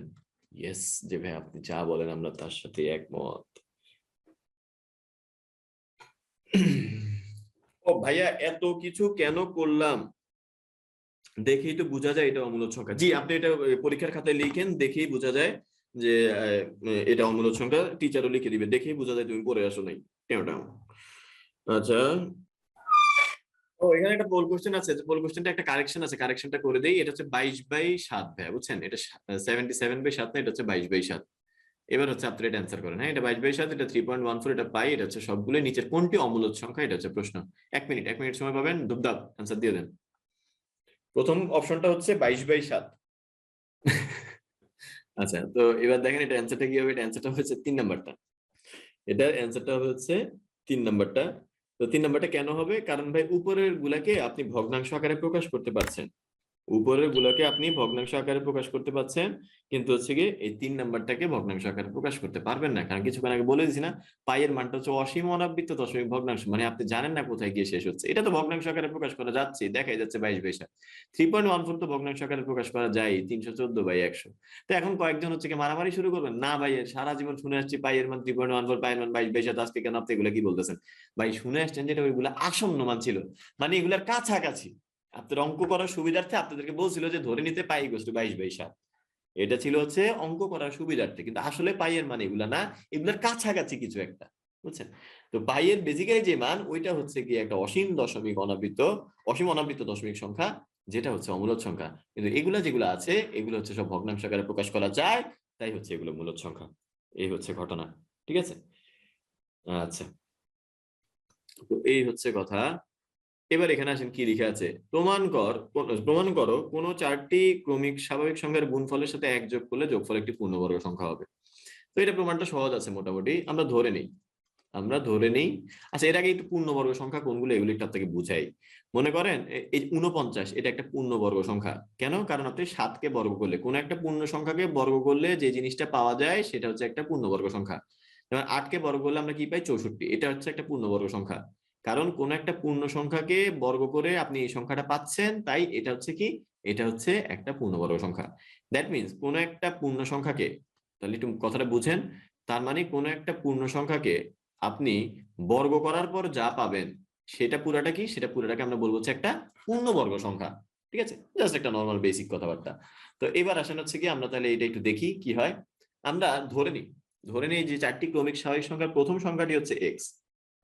আমরা ধরে নিচ্ছি প্রথম সংখ্যাটা কি, প্রথম সংখ্যাটা হচ্ছে আমাদের এক্স। তাহলে পরের সংখ্যাটা কি হবে ভাই? দ্বিতীয় সংখ্যাটা কি হবে? দ্বিতীয় সংখ্যাটা হবে হচ্ছে x+1। তৃতীয় সংখ্যাটা কি হবে? তৃতীয় সংখ্যাটা হবে হচ্ছে x+2। চতুর্থ সংখ্যাটা কি হবে? চতুর্থ সংখ্যাটা হবে হচ্ছে x+3। এটা হচ্ছে 4টা সংখ্যা। তো বলা হয়েছে 4টি ক্রমিক স্বাভাবিক সংখ্যার গুণফলের সাথে 1 যোগ করলে, তাহলে চলেন আমরা হচ্ছে এই 4টা ক্রমিক স্বাভাবিক সংখ্যার সাথে হচ্ছে গিয়ে গুণফলের সাথে 1 যোগ করি। তাহলে আমরা কি পাই? কি পাবো? আমরা পাবো হচ্ছে x into x+1 into x+2 into x+3 plus হচ্ছে 1।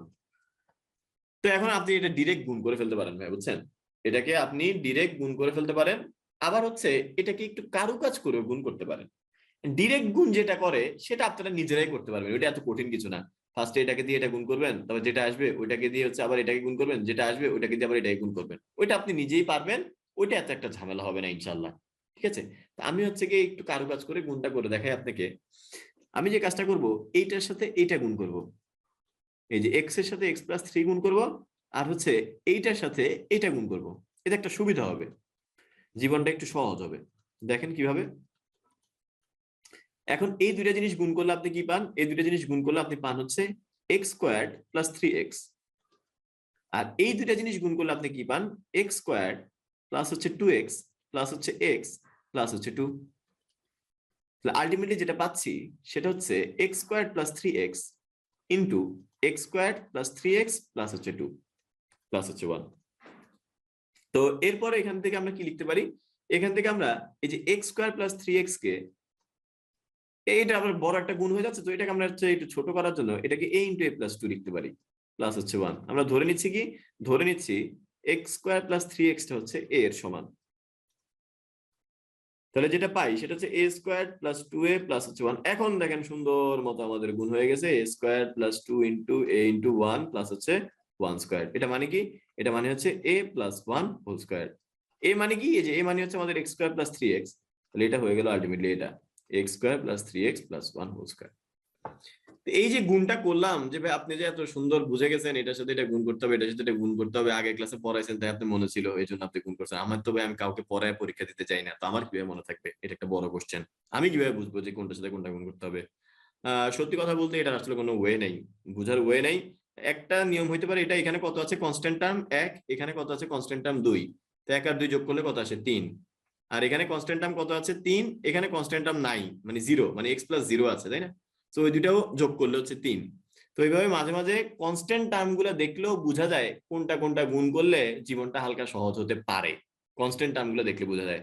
আর যারা বুঝে না তাদেরকে আমি বলি বোঝার দরকারও নাই, আপনি পুরো জিনিসটা গুণ করে দেখেন, আপনি পুরাটা গুণ করে দেখেন, লাস্টে যে X square plus 3x plus 1 whole square আসবে, যে জিনিসটাই লাস্টে আসবে, আপনি পুরোটা গুণ করে দেখতে পারেন, কোনো সমস্যা নেই। ঠিক আছে, তো যেটা বলতেছিলাম সেটা হচ্ছে কি, সেটা হচ্ছে আমরা গুণ করলাম, গুণ টুন করে আমরা এখন লাস্টে কি পেলাম দেখেন, লাস্টে আমরা এই জিনিসটা পেলাম। আমরা বলতে পারি এখানে যা আছে, এইখানে যে জিনিসটা আছে সেটা কার সমান, সেটা এটার সমান। তো কিছুক্ষণ আগে আপনাকে একটা কথা বলছি, কোন একটা পূর্ণ সংখ্যাকে বর্গ করার পর যে জিনিসটা পাবেন সেটাই হচ্ছে আপনার একটা পূর্ণবর্গ সংখ্যা। তাহলে এটা কিন্তু ভিতরে যেটা আছে এটা কিন্তু অবশ্যই একটা পূর্ণ সংখ্যা হবে। কেন? কারণ এক্স এক্স হচ্ছে একটা স্বাভাবিক সংখ্যা, তাই না? তো একটা স্বাভাবিক সংখ্যাকে বর্গ করবেন, 3 দিয়ে গুণ করবেন, 1 যোগ করবেন, তারপর আবার স্কোয়ার করবেন, তারপরে ভিতরে হচ্ছে একটা স্বাভাবিক সংখ্যা পাবেন শিওর। আপনি একটা স্বাভাবিক সংখ্যাকে বর্গ করার পর এটার সাথে 3 গুণ করে যোগ করার পর 1 যোগ করার পর যেটা পাবেন এটা একটা স্বাভাবিক সংখ্যা, অর্থাৎ পূর্ণ সংখ্যা হবে শিওর। তো কোন একটা পূর্ণ সংখ্যাকে বর্গ করে আমি যে জিনিসটা পাবো সেটা অবশ্যই একটা পূর্ণবর্গ সংখ্যা হবে। তার মানে এখানে যে জিনিসটা ছিল সেটা অবশ্যই আপনার পূর্ণবর্গ সংখ্যা হবে শিওর। তাহলে আমরা লিখতে পারি যে x into x plus 1 into x plus 2 into x plus 3 plus 1 এটি পূর্ণবর্গ সংখ্যা।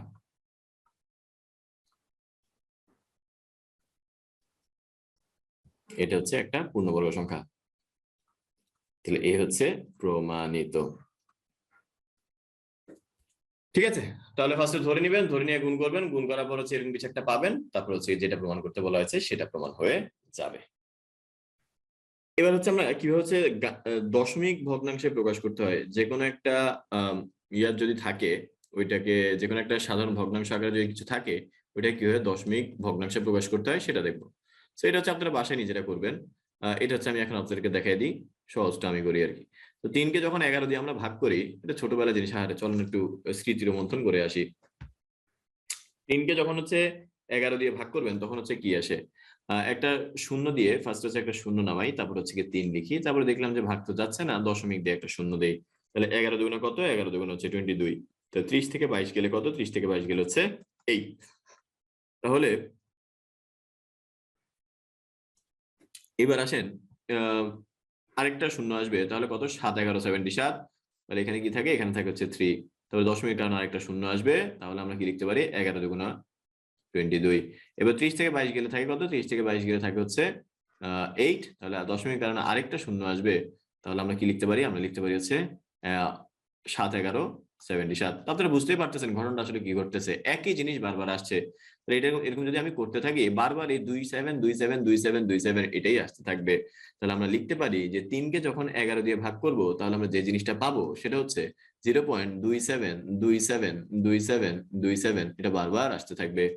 তো এইটাকে এতবার না লিখে আমরা এভাবে লিখতে পারি 0.27, 2 আর 7-এর উপরে পৌনঃপুনিক দিয়ে লিখতে পারি, এটাকে 2 আর 7-এর উপর পৌনঃপুনিক দিয়ে লিখতে পারি। তাহলে দেখেন এটা কিন্তু একটা অসীম আবৃত্ত দশমিক ভগ্নাংশ, যেটাকে হচ্ছে আমরা কি করতে পারি, আমরা একটা সাধারণ ভগ্নাংশ আকারে প্রকাশ করতে পারি। দেখেন দুইটা পূর্ণ সংখ্যার ভগ্নাংশ আকারে প্রকাশ করতে পারি। কে জানি একটা জিজ্ঞেস করেছিলেন যে ভাই এটা তো অসীম আবৃত্ত দশমিক ভগ্নাংশ, এটা তো চলতেই থাকবে, তো এটাকে আপনি কিভাবে হচ্ছে গিয়ে ভগ্নাংশ আকারে লিখতে পারেন? এই যে দেখেন এটাকে আমরা ভগ্নাংশ আকারে যে লিখতে পারি এটা দেখালাম, যে 3/11 এটা মানে হচ্ছে 0.27, তার উপর পৌনঃপুনিক মানে 27 আজীবন চলতে থাকবে। ঠিক আছে, তাহলে অসীম আবৃত্ত দশমিক যে ভগ্নাংশগুলো সেগুলোকে আমরা ভগ্নাংশ আকারে প্রকাশ করতে পারি বলেই এগুলো হচ্ছে গিয়ে মূলদ সংখ্যার অন্তর্ভুক্ত। ঠিক আছে, তো পরেরটা হচ্ছে নিজেরা একটু চেষ্টা করে দেখেন এটা কি আসে না আসে। আচ্ছা, আজকে আজকে একটা বলি, হ্যাঁ, আজকেরটা হচ্ছে এরকম যে একটা গোল টেবিল, ঠিক আছে, একটা গোল টেবিল। তো এখানে মনে করেন হচ্ছে 7 জন মানুষ বসছে, এখানে একজন, এখানে হচ্ছে গিয়ে একজন, 2 নাম্বার জন, এখানে 3 নাম্বার জন, এখানে 4 নাম্বার জন, এখানে 5 নাম্বার জন, এখানে 6 নাম্বার জন, এখানে 7 নাম্বার জন। ঠিক আছে? তো ফার্স্টে হচ্ছে কি প্রত্যেকে 1 নাম্বার মানুষ থেকে শুরু করবে। 1 নাম্বার মানুষ থেকে শুরু হবে, প্রত্যেকে ঠিক তার পাশের মানুষটাকে, প্রত্যেকে এই যে মনে করেন মানুষটা যদি এদিকে তাকায় থাকে, প্রত্যেকে তার ঠিক পাশের মানুষটাকে, এই পাশের মানুষটা কিন্তু এই যে এই পাশের মানুষটাকে হচ্ছে গিয়ে কি করবে, আহ বলাটা উচিত না, মেরে ফেলবে, জাস্ট টুস। ঠিক আছে? সবার হাতে একটা করে বন্দুক আছে, প্রত্যেকে জাস্ট তার পাশের মানুষটাকে গুলি করবে। কিন্তু শুরু হবে হচ্ছে 1 নাম্বার মানুষটা থেকে। শুরু হবে কোথা থেকে? 1 নাম্বার মানুষটা থেকে। তো 1 নাম্বার মানুষটা কি করবে? 1 নাম্বার মানুষটা হচ্ছে 2 নাম্বার মানুষটাকে টুস, ঠিক আছে, গুলি করবে। আচ্ছা, গুলি করার পর এরপর হচ্ছে 3 নাম্বার মানুষটা কি করবে? 3 নাম্বার মানুষটা হচ্ছে গিয়ে 4 নাম্বার মানুষটাকে গুলি করবে, তাহলে এটাও টুস। তাহলে 5 নাম্বার মানুষটা কি করবে? 5 নাম্বার মানুষটা 6 নাম্বার মানুষটাকে গুলি করবে, তাহলে এটাও টুস। এরপরে 7 নাম্বার মানুষটা কি করবে? 7 নাম্বার মানুষটা এখন 1 নাম্বার মানুষটাকে গুলি করবে, তাহলে এটা টুস। এরপরে কি আছে? 3 নাম্বার মানুষটা, 3 নাম্বার মানুষটা কাকে গুলি করবে? তার পাশের জন যে আছে 5 নাম্বার, এও টুস। এরপরে কি আছে? 7 নাম্বার মানুষটা, 7 নাম্বার মানুষটা কাকে গুলি করবে? 3 নাম্বার মানুষটাকে, এও টুস। তো লাস্টে হচ্ছে বেঁচে থাকবে কে? লাস্টে বেঁচে থাকবে হচ্ছে শুধু 7 নাম্বার মানুষটা। বুঝেন কিন্তু ব্যাপারটা? ছিল তারা এরকম 1 2 3 4 5 6 7 এরকম ছিল। তো প্রত্যেকে তার পাশের মানুষটা মানে ডান পাশের মানুষটাকে হচ্ছে গুলি করতেছে। তো 1 নাম্বার জন একে যখন গুলি করলো এই মরে গেল, 3 নাম্বার জন একে যখন গুলি করলো এই মরে গেল, 5 নাম্বার জন একে যখন গুলি করলো এই মরে গেল। এখন 7 নাম্বার জন কাকে গুলি করতে হবে? তার ডান পাশে তো আছে 1, একে গুলি করলো। এরপরে কি আছে? এরপর 3 কাকে গুলি করবে? তার ডান পাশে 5। এবার 7 বাকি আছে, 7 কাকে গুলি করবে? 7 গুলি করবে 3 কে। তাহলে লাস্ট পর্যন্ত বেঁচে আছে কে? 7 নাম্বার জন। ঠিক আছে? কারণ আমার কথা হচ্ছে এখানে তো 7 জন মানুষ আছে, আপনি দেখছেন পাশাপাশি গুলি করে করে লাস্টে কে বাঁচছে। আজকে যদি আমি আপনাকে বলতাম মানুষ আছে 7003 জন, তাহলে হচ্ছে গিয়ে কত নাম্বার মানুষটা লাস্টে বেঁচে থাকতো? কথাটা বুঝেন কিন্তু, মানুষ আছে কয়জন?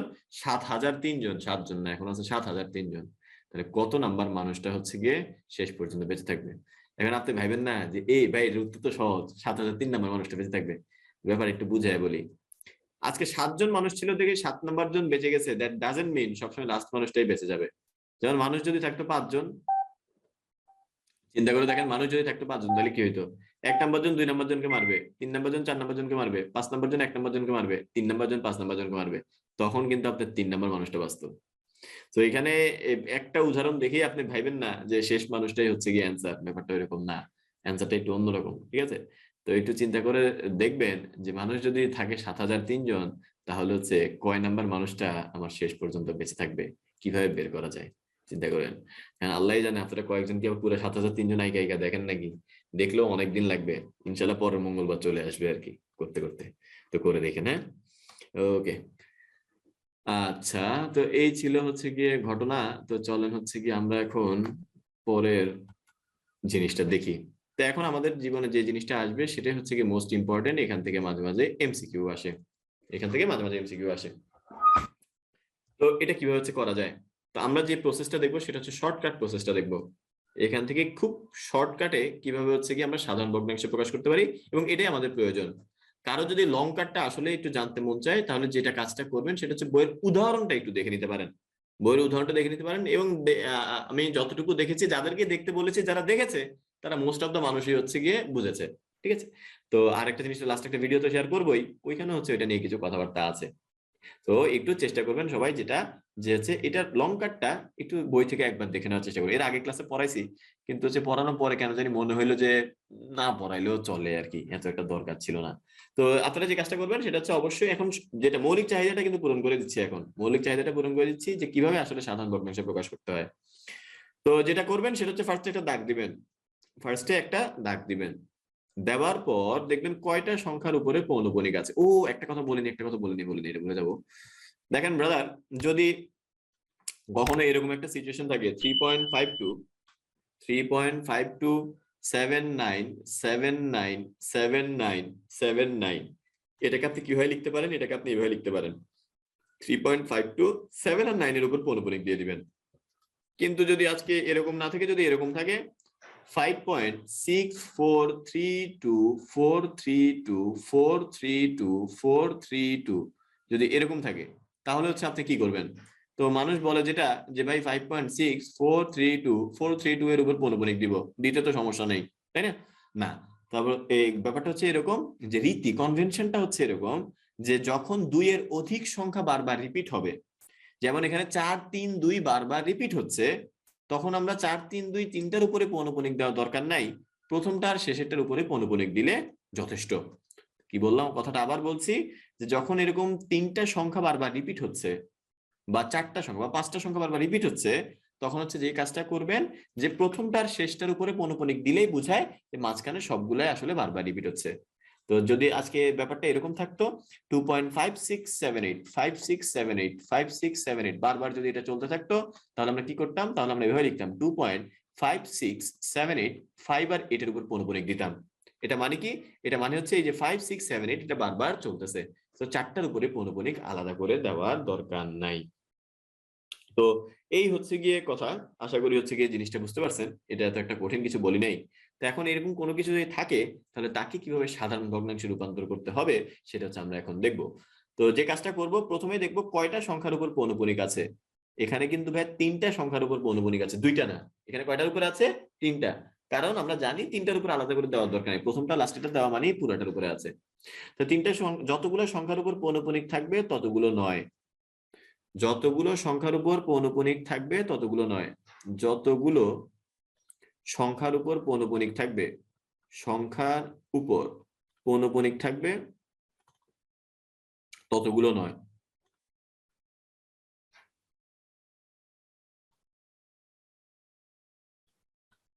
হরে ততগুলো নয় হবে, ঠিক আছে। এরপরে কাজটা কি, এরপরে কাজটা হচ্ছে দশমিকের পর যতগুলো সংখ্যার উপর পৌনঃপুনিক থাকবে না, দশমিকের পর যতগুলো সংখ্যার উপর পৌনঃপুনিক থাকবে না, দশমিকের পর যতগুলো সংখ্যার উপর পৌনঃপুনিক থাকবে না ততগুলো শূন্য। তাহলে এটাকে কপি করে দিই, হ্যাঁ, যতগুলো জীবন একটু সহজ হয়ে গেছে, উপরের এখানে রয়ে গেছে, আরে আচ্ছা, যতগুলো সংখ্যার উপর পৌনঃপুনিক থাকবে না হরে ততগুলো শূন্য হবে। তাহলে দেখেন তো এখানে দশমিকের পরে কতগুলা সংখ্যার উপর পৌনঃপুনিক নাই, এই যে ভাই দেখেন এই দুইটা সংখ্যার উপর পৌনঃপুনিক নাই, তাহলে নিচে কি হবে, নিচে দুইটা শূন্য হবে। তাহলে উপরে তিনটা সংখ্যার উপর পৌনঃপুনিক ছিল, আমরা তিনটা নয় দিব, তিনটা নয় দেওয়ার পর কয়টা শূন্য দিব, তিনটা নয় দেওয়ার পর দুইটা শূন্য দিব। কথাটা আবার পড়েন, যতগুলো সংখ্যার উপর পৌনঃপুনিক থাকবে হরে ততগুলো নয়, এখানে তিনটা সংখ্যার উপর পৌনঃপুনিক, তিনটা নয়। দশমিকের পর যতগুলো সংখ্যার উপর পৌনঃপুনিক থাকবে না হরে ততগুলো শূন্য দিবেন, এই যে এখানে দুইটা সংখ্যার উপর পৌনঃপুনিক নাই, এই জন্য হরে দুইটা শূন্য দিছি। 3 নম্বর স্টেপ কি, 3 নম্বর স্টেপটা হচ্ছে পুরো সংখ্যাটা লিখবেন। 3 নম্বর স্টেপ আর ওখানে লিখতে পারতেছি না, দরকার নেই, পুরা সংখ্যাটা লিখবেন, এই যে 5 2 3 4 5 7 পুরো সংখ্যাটা লিখবেন, দশমিক দশমিক বাদ দিয়ে, সবকিছু বাদ দিয়ে পুরো সংখ্যাটা লিখবেন। এরপর মাইনাস এই যে পৌনঃপুনিকের যে অংশটা আছে ওইটা বাদ দিয়ে যেটা আছে ওইটা লিখবেন, পৌনঃপুনিকের যে অংশটা আছে ওইটা বাদ দিয়ে বাকি যেটা আছে সেটা লিখবেন। তো এটা বাদে কি আছে, 523, দশমিক দশমিক বাদ দিয়ে চিন্তা করতে হবে, দশমিক দশমিক বাদ দিয়ে চিন্তা করতে হবে। তাহলে এইটা হচ্ছে গিয়ে সাধারণ ভগ্নাংশে প্রকাশের নিয়ম, যতগুলোর উপর পৌনঃপুনিক থাকবে ততগুলো নয়, যতগুলোর উপরে পৌনঃপুনিক থাকবে না ততগুলো শূন্য। পুরা সংখ্যাটা উপরে লিখবো, মাইনাস পৌনঃপুনিক বাদে যে অংশটুকু আছে সেই অংশটুকু লিখবো, জীবন সহজ। এবার এটা হিসাব করে যেটা আসে সেটা আপনারা নিজেরা করতে পারবেন, এটা হচ্ছে আলাদা করে আবার বলার দরকার নেই। এটা এবার হিসাব করে দেখবেন কত আসে, এটা হিসাব করে দেখবেন কত আসে, ভগ্নাংশ আকারে রেখে দিবেন। ওইটা আবার কিন্তু ক্যালকুলেটরে মান টান বের করার দরকার নেই, বুঝছেন, ভগ্নাংশ আকারে রেখে দিবেন, জীবন সহজ, ঠিক আছে। তো এই হচ্ছে অবস্থা। আমরা আরেকটা একটু যদি প্র্যাকটিস করি তাহলে মনে হয় সুবিধা হবে, যে এগুলো আপনারা নিজেরা বাসায় করেন, হ্যাঁ, এগুলো নিজেরা বাসায় করেন। আমরা এইটা করি, এখানে দেখেন, আপনারা বলেন তো কয়টা নয় লিখবো, তাদের তাদের জলদি জলদি জলদি, আপনারা একটু বলেন, হচ্ছে পরীক্ষা আসলে এটাই ডিরেক্ট এটা লিখে দিবেন, কোনো সমস্যা নেই। পরীক্ষা যদি আসে আর কি, আসার চান্স নাই বলতে পারেন, যদি আসে ওই ডিরেক্ট এটা লিখে দিবেন। Thank you. আমরা হচ্ছে দশমিকের পরে দুইটা দুইটা সংখ্যার উপর পৌনঃপুনিক, এজন্য দুইটা নয় লিখবো। দশমিকের পরে কয়টা সংখ্যার উপর পৌনঃপুনিক নাই, কয়টা সংখ্যার উপর পৌনঃপুনিক নাই, দুইটা সংখ্যার উপর পৌনঃপুনিক নাই, তাহলে কয়টা শূন্য লিখবো, দুইটা শূন্য লিখবো। এবার পুরো সংখ্যাটা লিখে দিব, পুরো সংখ্যাটা কি 4 2 3 4 7 8, পুরো সংখ্যাটা লিখে দিব 4 2 3 4 7 8। এবার কি করবো, মাইনাস, মাইনাস কি করবো, মাইনাস হচ্ছে এই অংশটাকে বিয়োগ করে দিব, অর্থাৎ 4 2 3 4 এটাকে বিয়োগ করে দিব, তো মাইনাস 4 2 3 4, যেটা আসবে ওইটাই অ্যান্সার, যেটা আসবে ওইটাই হচ্ছে আমাদের অ্যান্সার। তো ইজি পিজি লেমন স্কুইজি, বুঝছেন, এটা হচ্ছে গিয়ে কিভাবে হচ্ছে আমরা দশমিক থেকে সাধারণ ভগ্নাংশে প্রকাশ করিতে পারি, এটার ইয়াটা আর কি। তো আবারও বলছি, ডিরাইভেশনটা বইয়ে দেওয়া আছে, আপনি একটু যদি আগ্রহ নিয়ে একবার দেখে ফেলেন ইনশাল্লাহ আপনি বুঝতে পারবেন, আপনি আটকাবেন না, জাস্ট একটু আপনি দেখে ফেলবেন একবার। আচ্ছা, বইয়ের মতো সাজায় না লিখলেও হবে, এমন ভাবে লিখলেও হবে ভাই, বিয়োগ না করে এমনই রেখে দিব? না না না, বিয়োগ করবেন, আরে বিয়োগ করবেন রে ভাই, এমন কেন রেখে দিবেন? বিয়োগ করবেন, বিয়োগ করে দেখবেন কত আসে, কাটাকাটি গেলে কাটাকাটিটাও করবেন। পোলাপান কি সবচেয়ে বলে, ও আচ্ছা আচ্ছা, এখানে একটু দাঁড়ান, এই যে এটা একটু এই অপশনটা একটু চেঞ্জ হবে। এই অপশনটা হচ্ছে 32 সমস্ত 37 উপরে 20 হবে, বুঝছেন? এটা 21 না, এটা 20। আমি এখানে লিখে দিচ্ছি যে এটা 20, ঠিক আছে? এটা ভাই 21 না, এটা হচ্ছে কত? এটা হচ্ছে 20, মাথায় রেখেন। হ্যাঁ, এবার হচ্ছে কি অ্যান্সারটা করবেন, ওটা 21 না, ওটা হচ্ছে 20। এবার সবাই হচ্ছে গিয়ে দেন কোনটা হবে, এ হবে, বি হবে, সি হবে নাকি ডি হবে? একটু সময় দিলাম আপনাদেরকে, আপনারা করেন। তো এই হচ্ছে অবস্থা, 40 12 9 40, বুঝছেন? তো আমি আসলে এটা দেখার জন্য এটা ইচ্ছে করে এই কাজটা করছি, উত্তরটা আগেই ঠিক ছিল, বুঝছেন? মানে এখানে যখন 21 ছিল, 21টাই আসলে ঠিক ছিল, আমি ইচ্ছে করে ওটাকে ভুল উত্তর বানাইছি, যাতে হচ্ছে এটা কোনোটি নয় উত্তর হয় আর কি। কারণ কারণ কি, এই প্রশ্নের উত্তর অনেকে করে কি, না দেখে 1 নাম্বারটা দিয়ে দেয়। কেন জানেন? কারণ এই যে খেয়াল করেন, 32 পয়েন্ট সামথিং, এটা তো এরকমই না ব্যাপারটা, 32.567 এটা তো এরকম কিছু একটাই। তার মানে কি 32-এর সাথে হালকা কিছু একটা যোগ হবে, তাহলে এটা তো আছেই একটা অপশন যেটা 32-এর সাথে হালকা কিছু একটা যোগ হবে, তো কোনো কিছু না চিন্তা করে মানুষজন 1 নাম্বারটা দিয়ে দেয়। তা আমি চাচ্ছিলাম যে ওইরকম যাতে না হয়, কোনো কিছু না চিন্তা করে যাতে মানুষজন 1 নাম্বারটা না দেয়, বরং আরো মানুষজন যাতে 1 নাম্বারের প্রতি ঝুঁকে, এজন্য ওই একটারে চেঞ্জ করে দিচ্ছি 20, মানে যাতে তারা ভাবে যে সঠিক উত্তরটা আসলে 20। তাও অনেকে কোনোটি 9 দিয়েছেন, মাশাআল্লাহ, তারা হয়তো বা বুদ্ধিমান বা বুদ্ধিমতী, বা কোনো কিছু না বুঝেও তারা কোনোটি 9 দিতে পারে। ঠিক আছে, তো এই হচ্ছে গিয়ে আমাদের কথাবার্তা, অ্যান্সার হবে ডি নাম্বারটা। তো এটা একটু হিসাব করে দেখি, এটা হিসাব করে দেখি, এটা যে 21 হইতো, এটা একটু হিসাব করে দেখি কি হবে। আমরা দেখবো দশমিকের পরে কয়টার উপর পৌনঃপুনিক, দশমিকের পরে 3টার উপর পৌনঃপুনিক, তাহলে কয়টা 9 হবে? 3টা 9 হবে। কয়টা 9 হবে ব্রাদার? 3টা 9 হবে। আচ্ছা, তাহলে উপরে কি আছে? উপরে হচ্ছে পুরা জিনিসটা, উপরে হচ্ছে পুরা জিনিসটা 32 567, উপরে পুরা জিনিসটা 32 567, মাইনাস কি হবে? পৌনঃপুনিক বাদে যে অংশটা আছে, পৌনঃপুনিক বাদে কি আছে? পৌনঃপুনিক বাদে আছে 32, তাহলে মাইনাস হবে হচ্ছে 32, মাইনাস হবে হচ্ছে 32। তাহলে এখান থেকে আমরা কি লিখতে পারি? এখান থেকে আমরা লিখতে পারি 7 থেকে 2 গেলে 5, তারপরে 6 থেকে 3 গেলে কত? 3, তারপরে এখানে থাকে হচ্ছে 5, এখানে 2, এখানে হচ্ছে 3, আর নিচে কত? নিচে হচ্ছে 9 9 9। তারপর হচ্ছে এটাকে আপনি ভাগ করতে হবে, তো ভাগ করে আসলে কত যে আসে, এর জন্য ক্যালকুলেটর লাগবে। কত ছিল এখানে? 325 35, আর এখানে হচ্ছে 999।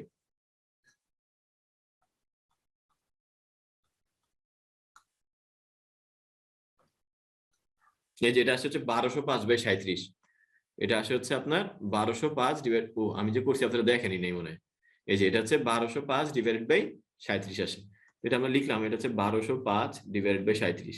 এটা মানে হচ্ছে 32 সমস্ত 37/21। আপনি এটা হিসাব করে দেখতে পারেন, এটা হিসাব করে দেখতে পারেন, এটা মানে হচ্ছে 32 সমস্ত 37, এখানে হবে হচ্ছে 21। কিন্তু আমি তো চেঞ্জ করে দিছি, আমি তো 21-এর জায়গায় এটা 20 বানাইছি, তো এটা অপশন কোনটা হবে? উত্তর হবে হচ্ছে কোনটি নয়। ঠিক আছে, তো যারা না দেখে অ্যান্সার করছে তারা হচ্ছে ধরাটা খাইছে হয়তোবা, এই আর কি। ভাই এইভাবে মিশ্র ভগ্নাংশে পরিণত করলে তো জীবন কঠিন হয়ে যাবে। জি ভাই, একটু জীবন কঠিন করে দিয়েছি আর কি ভাই, সরি, আন্তরিকভাবে দুঃখিত, আন্তরিকভাবে দুঃখিত। ভাই 6-এর উপর পৌনঃপুনিক নাই, আরে ভাই পৌনঃপুনিক নাই মানে আছে, বললাম না যে এটার উপর থাকা মানে 6-এর উপরেও আছে রে ভাই, বললাম তো ভাই, এটার উপর থাকা মানে হচ্ছে 6-এর উপরেও আছে ভাইয়া। ঝটপট দেখিয়ে দিই, মনে করেন এটাকে আমি ডিরাইভ করে বের করতে চাচ্ছি, শর্টকাটে বের করবো না, ডিরাইভ করে বের করবো। তো ব্যাপারটা একটু আমি লিখি, জিনিসটা দেখতে এরকম হবে না, 32.56756756757 এরকম। ভাই কতক্ষণ লিখবেন? অনেকক্ষণ না, এই শেষ, এখানেই শেষ, ঠিক আছে, আর লিখবো না। তো এটা হচ্ছে কি আমরা বারবার লিখলে এরকম আসতো আর কি। তো আমরা চাচ্ছি এটাকে সাধারণ ভগ্নাংশে প্রকাশ করতে, কোন একটা টেকনিক বের করতে হবে যাতে এটা সাধারণ ভগ্নাংশে প্রকাশ করা যায়। কি টেকনিক বের করা যায়? ফার্স্টে এটাকে 1000 দিয়ে গুণ করে দেন, এটা কত দিয়ে গুণ করে দিবেন? 1000 দিয়ে গুণ করে দেন, অর্থাৎ 32.567567567 এটাকে যদি কেউ 1000 দিয়ে গুণ করে, এই পুরো জিনিসটাকে যদি কেউ 1000 দিয়ে গুণ করে, সে কি পাবে? সে পাবে হচ্ছে 3 2 5 6 7 দশমিক 5 6 7 5 6 7 5 6 7 5 6 7। এখন কোশ্চেন আসলে আপনি বুঝছেন কিভাবে 1000 দিয়ে গুণ করা লাগবে, এটা একটু পরে বলতেছি।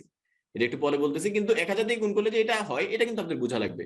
1000 দিয়ে গুণ করলে বেসিক্যালি কি হয় ভাই দেখেন 2.5678। যখন আমরা এটাকে 1000 দিয়ে গুণ করি তখন মূলত দশমিকটা 3 ঘর ডানে চলে আসে। তখন ব্যাপারটা হয়ে যায় এরকম 2567.8, তাই না? মানে দশমিক এখানে ছিল, দশমিকটা চলে আসে কি 3 ঘর ডানে। এখানে দশমিক এখানে ছিল, দশমিকটা চলে আসছে 3 ঘর ডানে। অর্থাৎ 32,567 দশমিক পরে বাকিটা হবে আর কি। তো এটা লিখলাম। লিখার পর এখন হচ্ছে আপনি এই পুরো জিনিসটাকে 1 দিয়ে গুণ করেন। তো এই পুরো জিনিসটাকে 1 দিয়ে গুণ করেন তাহলে কি আসে 32.567 এটা বারবার ছিল। এটাকে আপনি 1 দিয়ে গুণ করেন। 1 দিয়ে গুণ করলে তো যেটা যেটা ছিল সেটাই থাকে, তাই না? তো যেটা ছিল সেটাই লিখি। লিখার পরে দেখেন ঘটনাটা কত সুন্দর হয়, জীবনটা কত সহজ হয় একটু খেয়াল করে দেখেন। এখন যদি আপনি এটা থেকে এটা বাদ দিয়ে দেন ব্রো, এটা থেকে যদি এটাকে বাদ দিয়ে দেন তাহলে কি থাকে দেখেন, এটা কমন না? এটা এখানেও আছে এখানেও আছে। তো যখন এটা থেকে এটা বাদ দিয়ে দিব এটা কমন থাকবে। এটা থেকে এটা যখন বাদ দিয়ে দিব তখন এটা কি থাকবে, কমন থাকবে। 32.567 567 567 567 এটা কমন থাকবে। আর এখানে কি হবে ভাই, এখানে 1000 থেকে একটা বাদ যাবে। এখানে আপনার এই যে 1000 থেকে 1 বাদ যাবে। মানে সোজা কথা এইভাবে চিন্তা করেন, 1000টা সামথিং, এটা থেকে একটা সামথিং বাদ দিলে কয়টা সামথিং থাকে? 999টা সামথিং। ভাই বুঝি নেই। মনে করেন 10টা আম, এটা থেকে একটা আম বাদ দিলে কত থাকে? 9টা আম থাকে না? এভাবে চিন্তা করেন 1000টা আম, এটা থেকে একটা আম যদি বাদ দেই তাহলে কয়টা আম বাকি থাকবে? 999টা আম বাকি থাকবে। তো ওইটাই লিখতেছি আর কি আমরা। এটাকে কমন নিয়ে আমরা কি লিখতে পারি? কমন নিয়ে আমরা লিখতে পারি 1000 মাইনাস হচ্ছে 1, এই যে কমন নিলে। আর এখানে কি থাকে? এখানে দেখেন এই যে পুরো জিনিসটা কাটাকাটি চলে যায়। দশমিকের পরে এখানে যা আছে দশমিক পরে এখানেও তা আছে। তাহলে পুরো জিনিসটা কাটাকাটি চলে গিয়ে থাকে কি 32,567 মাইনাস হচ্ছে খালি 32 থাকে। এই যে পুরো দশমিকের পরের অংশ কিন্তু পুরোপুরি হুবহু একই রকম, তো এটা বাদ থাকে খালি এইটুকু অংশ। তাহলে এখান থেকে আমরা কি বলতে পারি, আমাদের এটাই তো দরকার ছিল। তাহলে 32.567 এটা সমান কত?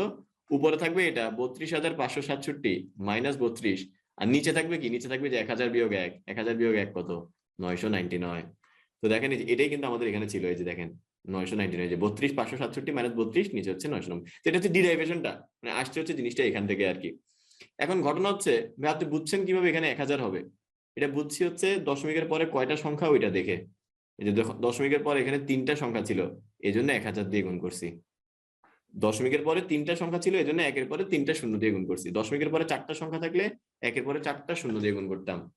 আর যদি এখানে অনাবৃত থাকতো, অনাবৃত যদি কিছু থাকতো, মনে করেন জিনিসটা যদি এরকম থাকতো 0.5 6 7 8, এই যে মনে করেন এরকম এরকম যদি থাকতো, তাহলে আমি কি করতাম?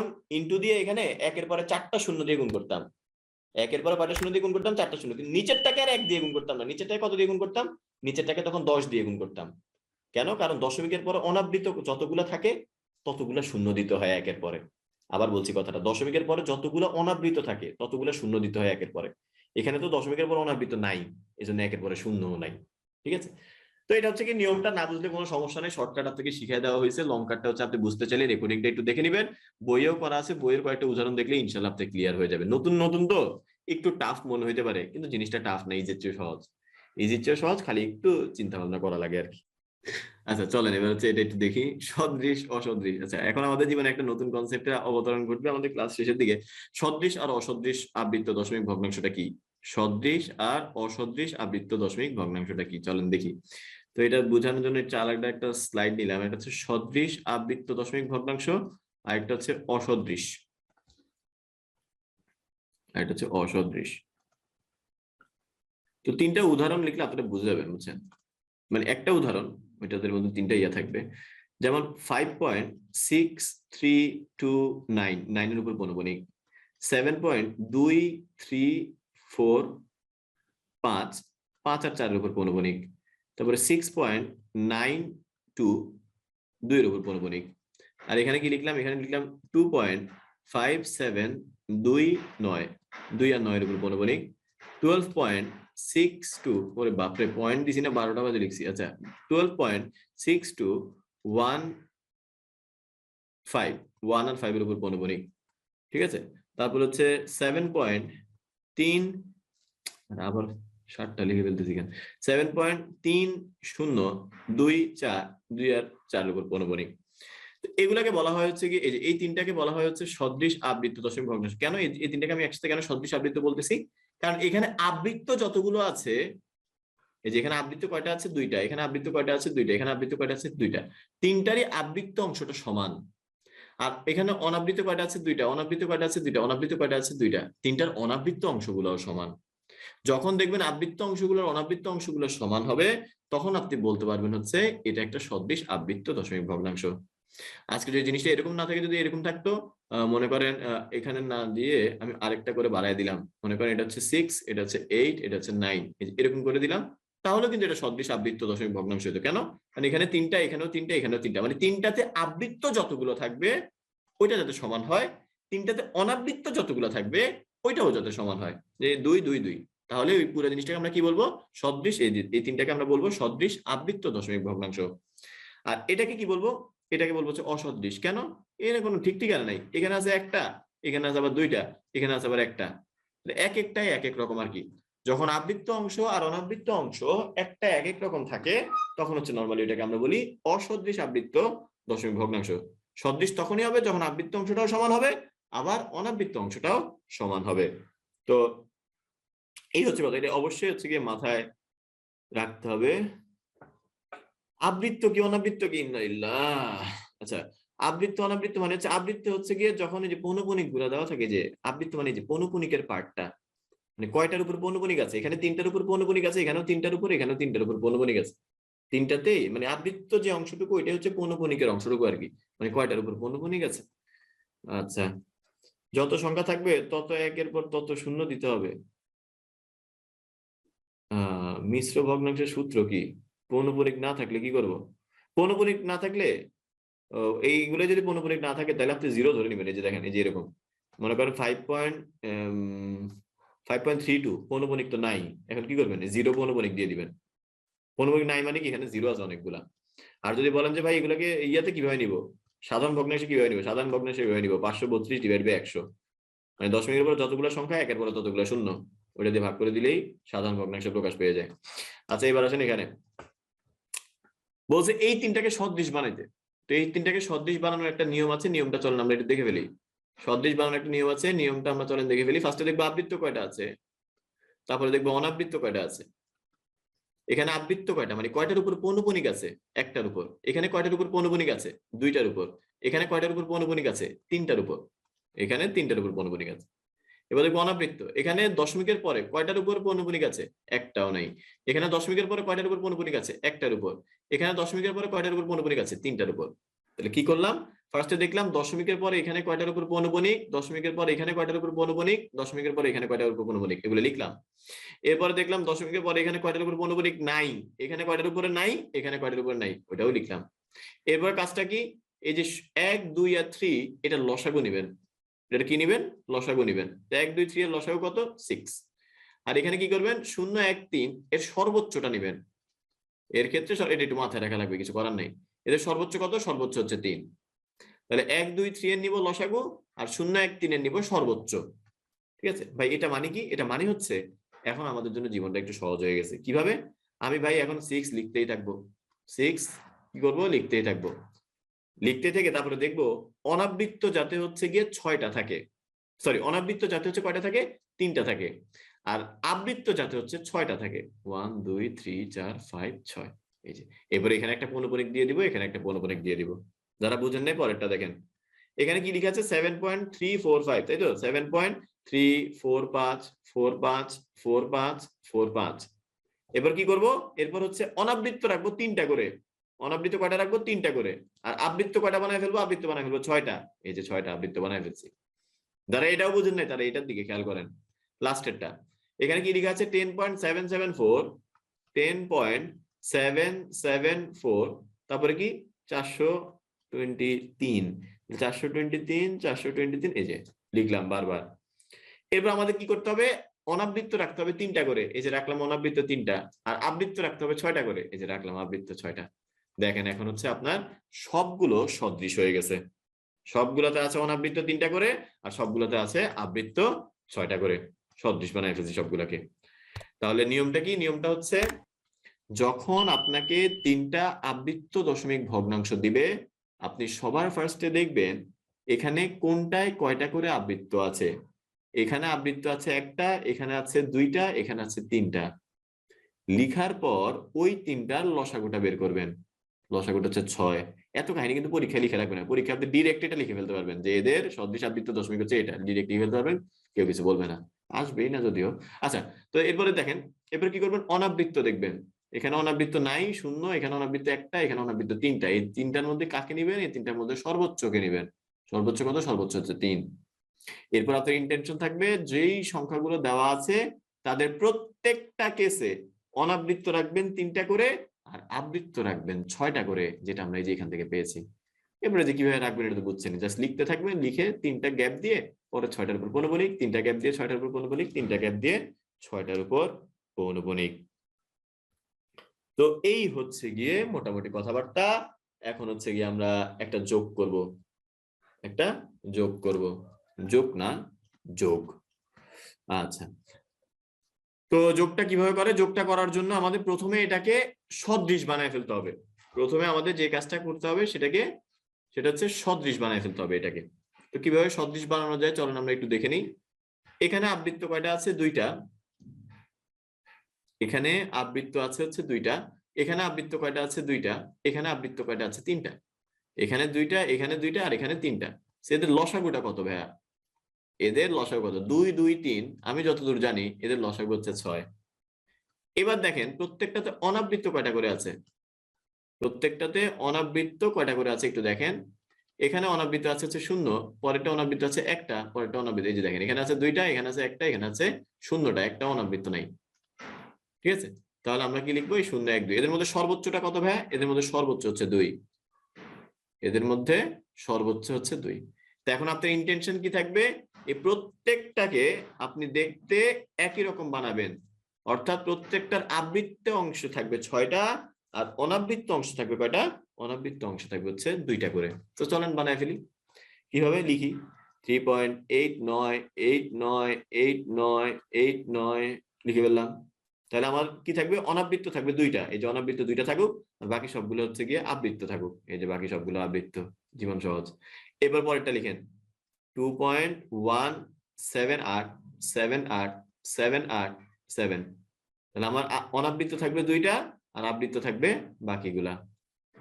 এবার কি করব? এরপর হচ্ছে গিয়ে 5 পয়েন্ট, এটা 5.898798 ঠিক আছে না? এই 798 বারবার আসতেছে, এটা এটার উপর পৌনঃপুনিক দিলাম, শেষ। 3টাকে সদৃশ করা হয়ে গেছে। 3টাকেই সদৃশ করা হয়ে গেছে। আচ্ছা দেখেন, ইয়েতে আসেন তাহলে। এরপর হচ্ছে যোগ করে কিভাবে ভাইয়া? তো যোগ করার সময় একটা জিনিস একটু আপনারা একটু মেনে নিতে হবে। কেন মেনে নিতে হবে সেটা একটু পরে বলতেছি। ফার্স্ট হচ্ছে মেনে নিতে হবে, একটা লম্বা দাগ দিতে হবে। লম্বা দাগ দিয়ে এরপরে 2টা 2টা করে সংখ্যা লিখতে হবে। ভাই মন মতো লিখবো ভাই, 2টা 0 0 লিখি? না না, এই কাজ করা যাবে না। মানে 2টা 2টা করে সংখ্যা মানে কি, আমি যদি এটা প্রসিড করতাম তাহলে পরের 2টা সংখ্যা কি হইতো দেখেন, 8 9 8 9 8 9, তাহলে পরের 2টা কি হইতো? 8 9। আবার এখানে খেয়াল করেন, আমি যদি এটা প্রসিড করতাম কি হতো? 8 7 8 7 8 7, পরের 2টা কি হইতো? 8 7। আমি যদি এটা প্রসিড করতাম তাহলে কি হতো? 7 9 8 7 9 8 7 9। মানে আমি যদি এগুলোকে প্রসিড করতাম তাহলে পরের যে 2টা সংখ্যা হতো সেই 2টা সংখ্যা হচ্ছে আমরা এখানে লিখবো। কেন লিখবো একটু পরে বলতেছি, একটু পরে লিখতেছি কেন লিখবো, একটু পরে বলতেছি কেন লিখলাম। তাহলে কি করলাম? হচ্ছে পরের 2টা সংখ্যা করে লিখলাম। লিখার পরে এবার হচ্ছে কি জাস্ট নরমালি আমরা যেভাবে করে যোগ করি সেভাবে করে হচ্ছে গিয়ে যোগ করা শুরু করে দিবেন। তো চলুন যোগ করে ফেলি। 9 7 16 9 25 5 হাতে 2 7 2 9 8 17 8 25 5 হাতে 2 8 2 10 7 17 9 26 6 হাতে 2 9 2 11 8 19 8 27 7 হাতে 2 7 2 9 7 16 9 25 5 হাতে 2 8 2 10 8 18 8 26 6 হাতে 2 9 2 11 7 18 9 25 18 9 27 7 হাতে 2 7 2 9 8 17 8 কত? 25 25 5 হাতে 2। আর এখানে কত থাকবে? 9 2 11 7 18 9 27 7 হাতে 2 8 2 10 11 8 19 19 9 হাতে 1 5 2 7 3 10 1 11। জাস্ট নরমালি হচ্ছে যোগ করে ফেললাম। যোগ করে ফেলার পর এই যে এই বরাবর হচ্ছে কি একটা পৌনঃপুনিক দিয়ে দিবেন, আর এই বরাবর হচ্ছে কি একটা পৌনঃপুনিক দিয়ে দিবেন। আপনার উত্তর কতটুকু? আপনার উত্তর হচ্ছে এতটুকু, 11.98787। 97576 এই যে উত্তর হচ্ছে এতটুকু। এটা আর লিখবো না আমরা, এটা আমাদের আর দরকার নাই। ঠিক আছে, তো এখন ঘটনাটা হচ্ছে ভাই এটাকে কি এটা লেখা যায় না 11.97576 লেখা যায় না? হ্যাঁ, এটা কি এরকমও লেখা যায়, কোনো সমস্যা নেই, কারণ একই 576 বারবার আসতেছে। তো এটাকে কেউ যদি এটা লেখে বা এটা লেখে কোনো সমস্যা নেই, দুইটা একই অ্যান্সার দেখায়। এবার আসেন পরের কথাটা, ভাই এটা নেওয়ার কি দরকার ছিল? চিন্তা করে দেখেন তো ভাইয়া, এটা যদি না নিতেন তাহলে সমস্যাটা কি হইতো? এটা যদি না নিতেন তাহলে আপনার সমস্যাটা কি হতো? তাহলে আপনার সমস্যাটা হইতো আপনার এখানে অ্যান্সারটা কি আসতো? 9 7 16 16 8 24 4 আসতো। তাহলে দেখেন আসলে কি 24 4 হওয়ার কথা উত্তর। পরের দুইটা নেওয়ার পর আমাদের এই যে আসন্ন মানে একটা চেঞ্জ হয়ে গেল না? এই যে আসন্ন মানের যে চেঞ্জটা হচ্ছে, এইটাকে আমার আমলে আনার জন্যই আমি পরের দুইটা করে সংখ্যা লিখি। তো কথাটা আরেকটা উদাহরণ দিয়ে বোঝানো যাক। কেউ যদি আপনাকে বলে 3.5689 আর 4.32 এরপর কি লিখা যায় 32 মনে করেন 1 আর এখানে লিখলাম হচ্ছে 79, এই দুইটাকে যোগ করতে, এই দুইটাকে যোগ করার পরে দেখবেন আপনার যে জিনিসটা আসবে কি আসবে 9 2 11 1 হাতে 9 16 1 17 7 হাতে 1 8 1 9 0 হাতে 6 2 8 1 9 5 3 8 এখানে হচ্ছে 4 3 7, এই যে এটা আসলো, তাই না? এটা হচ্ছে 7.89 এরপরে কিছু একটা। কিন্তু ঘটনা হচ্ছে আপনি যদি দুইটা সংখ্যাকে বাদ দিয়ে যোগটা করতেন তাহলে সমস্যাটা কি হতো খেয়াল করে দেখেন। আপনি যদি দুইটা সংখ্যাকে বাদ দিয়ে যোগটা করতেন তাহলে আসন্ন মানে একটা প্রবলেম হয়ে যেত। তাহলে এখানে কি আসতো 8 1 9 6 2 8 5 3 8 আর এটা হচ্ছে 4 3 7। তো এই পার্টটা একটু খেয়াল করেন, কোথায় 7.889 কোথায় 7.890, তারপর আরো কিছু একটা আছে। এই যে আসন্ন মানটাতে যাতে প্রবলেমটা না হয়, আমার 889 চেয়ে তো 890টা বড়, তাই না? আলটিমেটলি আমার অ্যান্সারটা হওয়ার কথা 890 তারপরে কিছু একটা, তাই না? তো এখানে আসতেছে কত 889। এই আসন্ন মানে গড়মিলটা যাতে না হয় এই জন্য পরের সংখ্যাগুলোকে আমলে নিতে হয়, মানে পরের সংখ্যাগুলো আসলে কি আছে। তখন আপনি বলতে পারেন ভাই পরের খালি দুইটাকে নিলেন কেন, পরের আরো 10-12টা তো ছিল, ওগুলোকে নিবেন না? ওগুলোকে নিলে আসলে তেমন কোনো ইম্প্যাক্ট থাকে না, মানে ওগুলোকে নিলে তেমন কোনো ইম্প্যাক্ট থাকে না। আপনি নিয়ে দেখতে পারেন, আপনি পরে আরো 8 9 8 9 8 9 আরো কয়েকটা নিয়ে দেখতে পারেন, দেখবেন যে লাস্টে এখানে এই দুই আসলে অ্যাড হবে। তাহলে যেটা বলতে চাইলাম সেটা কি, এই যে আসন্ন মানটা আসবে, এই যে এখানে আমি যখন যোগ করব, যোগ করলে হচ্ছে কি একটা মিসলিডিং অ্যান্সার দিবে যদি আমি পরের দুইটা করে না নিই। ওই মিসলিডিং অ্যান্সারটাকে অ্যাভয়েড করার জন্য আমরা পরের দুইটা করে নিচ্ছি এখানে। ঠিক আছে, তো অবশ্যই যোগ করার সময় যদি এই কথাটা নাও বুঝেন সমস্যা নাই, কিন্তু যেটা মাথায় রাখবেন সেটা হচ্ছে যোগ করার সময় একটা দাগ দিব, দাগ দিয়ে পরের দুইটা দুইটা করে ভাই লিখতে বলছে, সবসময় লিখবো। এটা যোগের সময় বিয়োগের সময় দুইটার সময় সেম, যোগ বিয়োগ দুইটার সময় সেম, দুইটা দাগ দিয়ে লিখবো, কিন্তু অ্যান্সারে আবার ওটা লেখা লাগবে না, অ্যান্সারে আবার ওইটা পরের দুইটা আর লেখা লাগবে না, অ্যান্সার খালি হচ্ছে আপনি এতটুকুই লিখবেন। এই হচ্ছে গিয়ে মোটামুটি কথাবার্তা। তো এখানে একটা বিয়োগ আছে, বিয়োগটা আর করবো না, বিয়োগটা আপনারা নিজেরা একটু কাইন্ডলি বাসায় করবেন, ইনশাল্লাহ পারবেন। সেম বিয়োগ আর যোগের সিস্টেম সেম, বিয়োগ আর যোগে ফার্স্টে সদৃশ বানাবো তারপর হচ্ছে গিয়ে বিয়োগ করে ফেলবো। আজকে ক্লাসের উপর বেসিস করে আপনাদেরকে একটা হোমওয়ার্ক দেওয়া হয়েছে, সবাই একটু বাসায় চেষ্টা করবেন হোমওয়ার্কটা করে ফেলার। ইনশাআল্লাহ হচ্ছে গিয়ে আপনি পারবেন, আশা করা যায়। হ্যাঁ, যদি হচ্ছে ক্লাসের জিনিসপত্র বুঝে থাকেন, আর কোনো জায়গায় যদি সমস্যা হয়ে থাকে তাহলে একটু কাইন্ডলি একটু রেকর্ডিংটা দেখে নিবেন। যদি আপনার কাছে মনে হয় এমন কিছু আছে ক্লাসের মধ্যে যেটা রেকর্ডিং দেখে আপনার পক্ষে বোঝাটা ইম্পসিবল, অসম্ভব, দয়া করে আবারও বলতেছি, যদি মনে হয় যে রেকর্ডিং দেখে বোঝাটা ইম্পসিবল, তাহলে আপনি সেই কোশ্চেনটা এখন করতে পারেন। আমি চেষ্টা করব আপনার জ্ঞান পিপাসা হালকা হলেও মেটানোর। আচ্ছা সাজিদ বলেন ভাইয়া। ভাইয়া আসসালামু আলাইকুম। ওয়ালাইকুম আসসালাম ওয়া রাহমাতুল্লাহ, বলেন। ভাইয়া আমরা তো জানি যে মূলদ সংখ্যাকে কিউ দ্বারা প্রকাশ করা যায়, জি জি এখন অমূলদ সংখ্যাকে কি কিউ প্রাইম দ্বারা প্রকাশ করা যায়? একটু ঝামেলা আছে, কিউ প্রাইম দ্বারা প্রকাশ করলে হচ্ছে কি আপনার ওই যে নরমালি যদি কোথাও কিউ প্রাইম দেখেন তাহলে বুঝবেন যে ওটা অমূলদ সংখ্যাই বোঝাচ্ছে। যদি কোথাও কিউ প্রাইম দেখেন বুঝবেন যে আপনি ওইটা অমূলদ সংখ্যাই বোঝাচ্ছে, কিন্তু নরমালি লেখে না আর কি, বুঝছেন এই আর কি। জি ভাইয়া বুঝতে পেরেছি। ওকে, অনেক ধন্যবাদ ভাইয়া, আসসালামু আলাইকুম। ওয়ালাইকুম আসসালাম, মাবরুক। তো ভাইয়া আমার যে কোশ্চেনটা ছিল, আগে সালাম দিই, সরি, আসসালামু আলাইকুম ভাইয়া। ওয়ালাইকুম আসসালাম, জি ভাই বলেন। ভাইয়া এখন যদি আমি একটা ধরেন এরকম একটা ভগ্নাংশ বলি 1/2/2, এটা কি আদৌ ভগ্নাংশ হবে? এখন হচ্ছে ভাই কি জানি বলে 1/2/2, যেরকম তো। জি ভাইয়া। ব্যাপারটা হচ্ছে এটাকে তো এইভাবে করে লেখা যায়, তাই না? 1/2/2, তাহলে হচ্ছে 1/2 × 2। জি ভাইয়া লেখা যায়। হ্যাঁ, তাহলে এটা হচ্ছে 1/4, তাই না? আচ্ছা এভাবে আচ্ছা। করে লেখা যায়। তবে এখন এইভাবে করে না লিখে আপনি এভাবে করে লিখলে জিনিসটা একটু প্যাথেটিক হবে। আমরা এগুলো নিয়ে তো আসলে বেসিক্যালি কথা বলতেছি না, যে যদি আমি এভাবে করে লিখি তাহলে কি হবে। না ভাই, আমরা আমি চিন্তা ধরে করতেছি নিচ্ছি সবকিছু কাটাকাটি করে যেটা থাকবে সেই সংখ্যাগুলোকে নিয়ে কথা বলতেছি আর কি। আচ্ছা, একবার সব অমূলদ কাটাকাটি করে সংখ্যার ক্ষেত্রে তো আপনার ভগ্নাংশ হইতে পারে না, তাই আমি চিন্তা করতেছিলাম যে এরকম করে আমি অমূলদ সংখ্যা কিভাবে বের করব না না না, করব। মূলদ সংখ্যার ক্ষেত্রে ভগ্নাংশ হইতে পারে না কে বলছে? মূলদ সংখ্যা যেটা তো মূলদ সংখ্যা, এটা তো মূলদ সংখ্যা। মূলদ না, অমূলদ, অমূলদ। ও আচ্ছা আচ্ছা, হ্যাঁ হ্যাঁ, অমূলদের ভগ্নাংশ হইতে পারে, জি। তো ভাই অমূলদ সংখ্যা বের করে কিভাবে তাহলে মানুষ, যেটা ভগ্নাংশ হয় তাহলে ডাবল ভগ্নাংশ করে বের করে নাকি ভগ্নাংশে ভাগ করে বের করে? কথাটা তো বুঝি নাই, মানে বের করে কিভাবে বলতে? ভাই অমূলদ সংখ্যাটা যে বের করা হয়েছে, যে পাই এর যে মানটা, এটা ভাই কিভাবে বের করা হয়েছে, যে এটা ও পাই এর মান কিভাবে বের করা হয়েছে ওইটার জন্য তো আলাদা একটা ইয়ে আছে, আলাদা একটা না অনেকগুলো ইয়ে আছে। জাস্ট একটা সার্চ দিবেন, হাউ টু ক্যালকুলেট পাই, বুঝছেন? যে সায়েন্টিস্টরা যে এখনো বের করতেছে, ওটাতে এখনো শেষ করতে পারতেছে না। হাউ টু ক্যালকুলেট পাই, এটা যে হিসাব করে। আর একটা মুভি আছে জানেন, পাই নিয়ে একটা বলি ইয়েতে মুভিও আছে। এক লোক হচ্ছে গিয়ে পুরো জীবন কাটায় দিচ্ছে হচ্ছে গিয়ে পাই এর মান বের করতে করতেই। বুঝছেন? তো আচ্ছা যে জীবন কাটাচ্ছে সেটা যদি আমরা একটা হ্যান্ডেজের অ্যান্সারে পেয়ে যাই, তাহলে তো ব্যাপারটা তার জন্য একটা অসম্মান হয়ে গেল, আচ্ছা ভাই, তাই না? ঠিক আছে। ধন্যবাদ ওটা ভাই। মানে একটা মুভি আছে তার নিয়ে, মানে ওর কাজ কাম ছিল নাকি, যে পাই নিয়ে আছে সে ইয়ে করছে পুরা, আসসালামু আলাইকুম। ওইটা নামই পাই। আচ্ছা, তারপরে হচ্ছে গিয়ে মিম। হ্যালো ভাইয়া, আসসালামু আলাইকুম। ওয়ালাইকুম আসসালাম ভাইয়া, বলেন।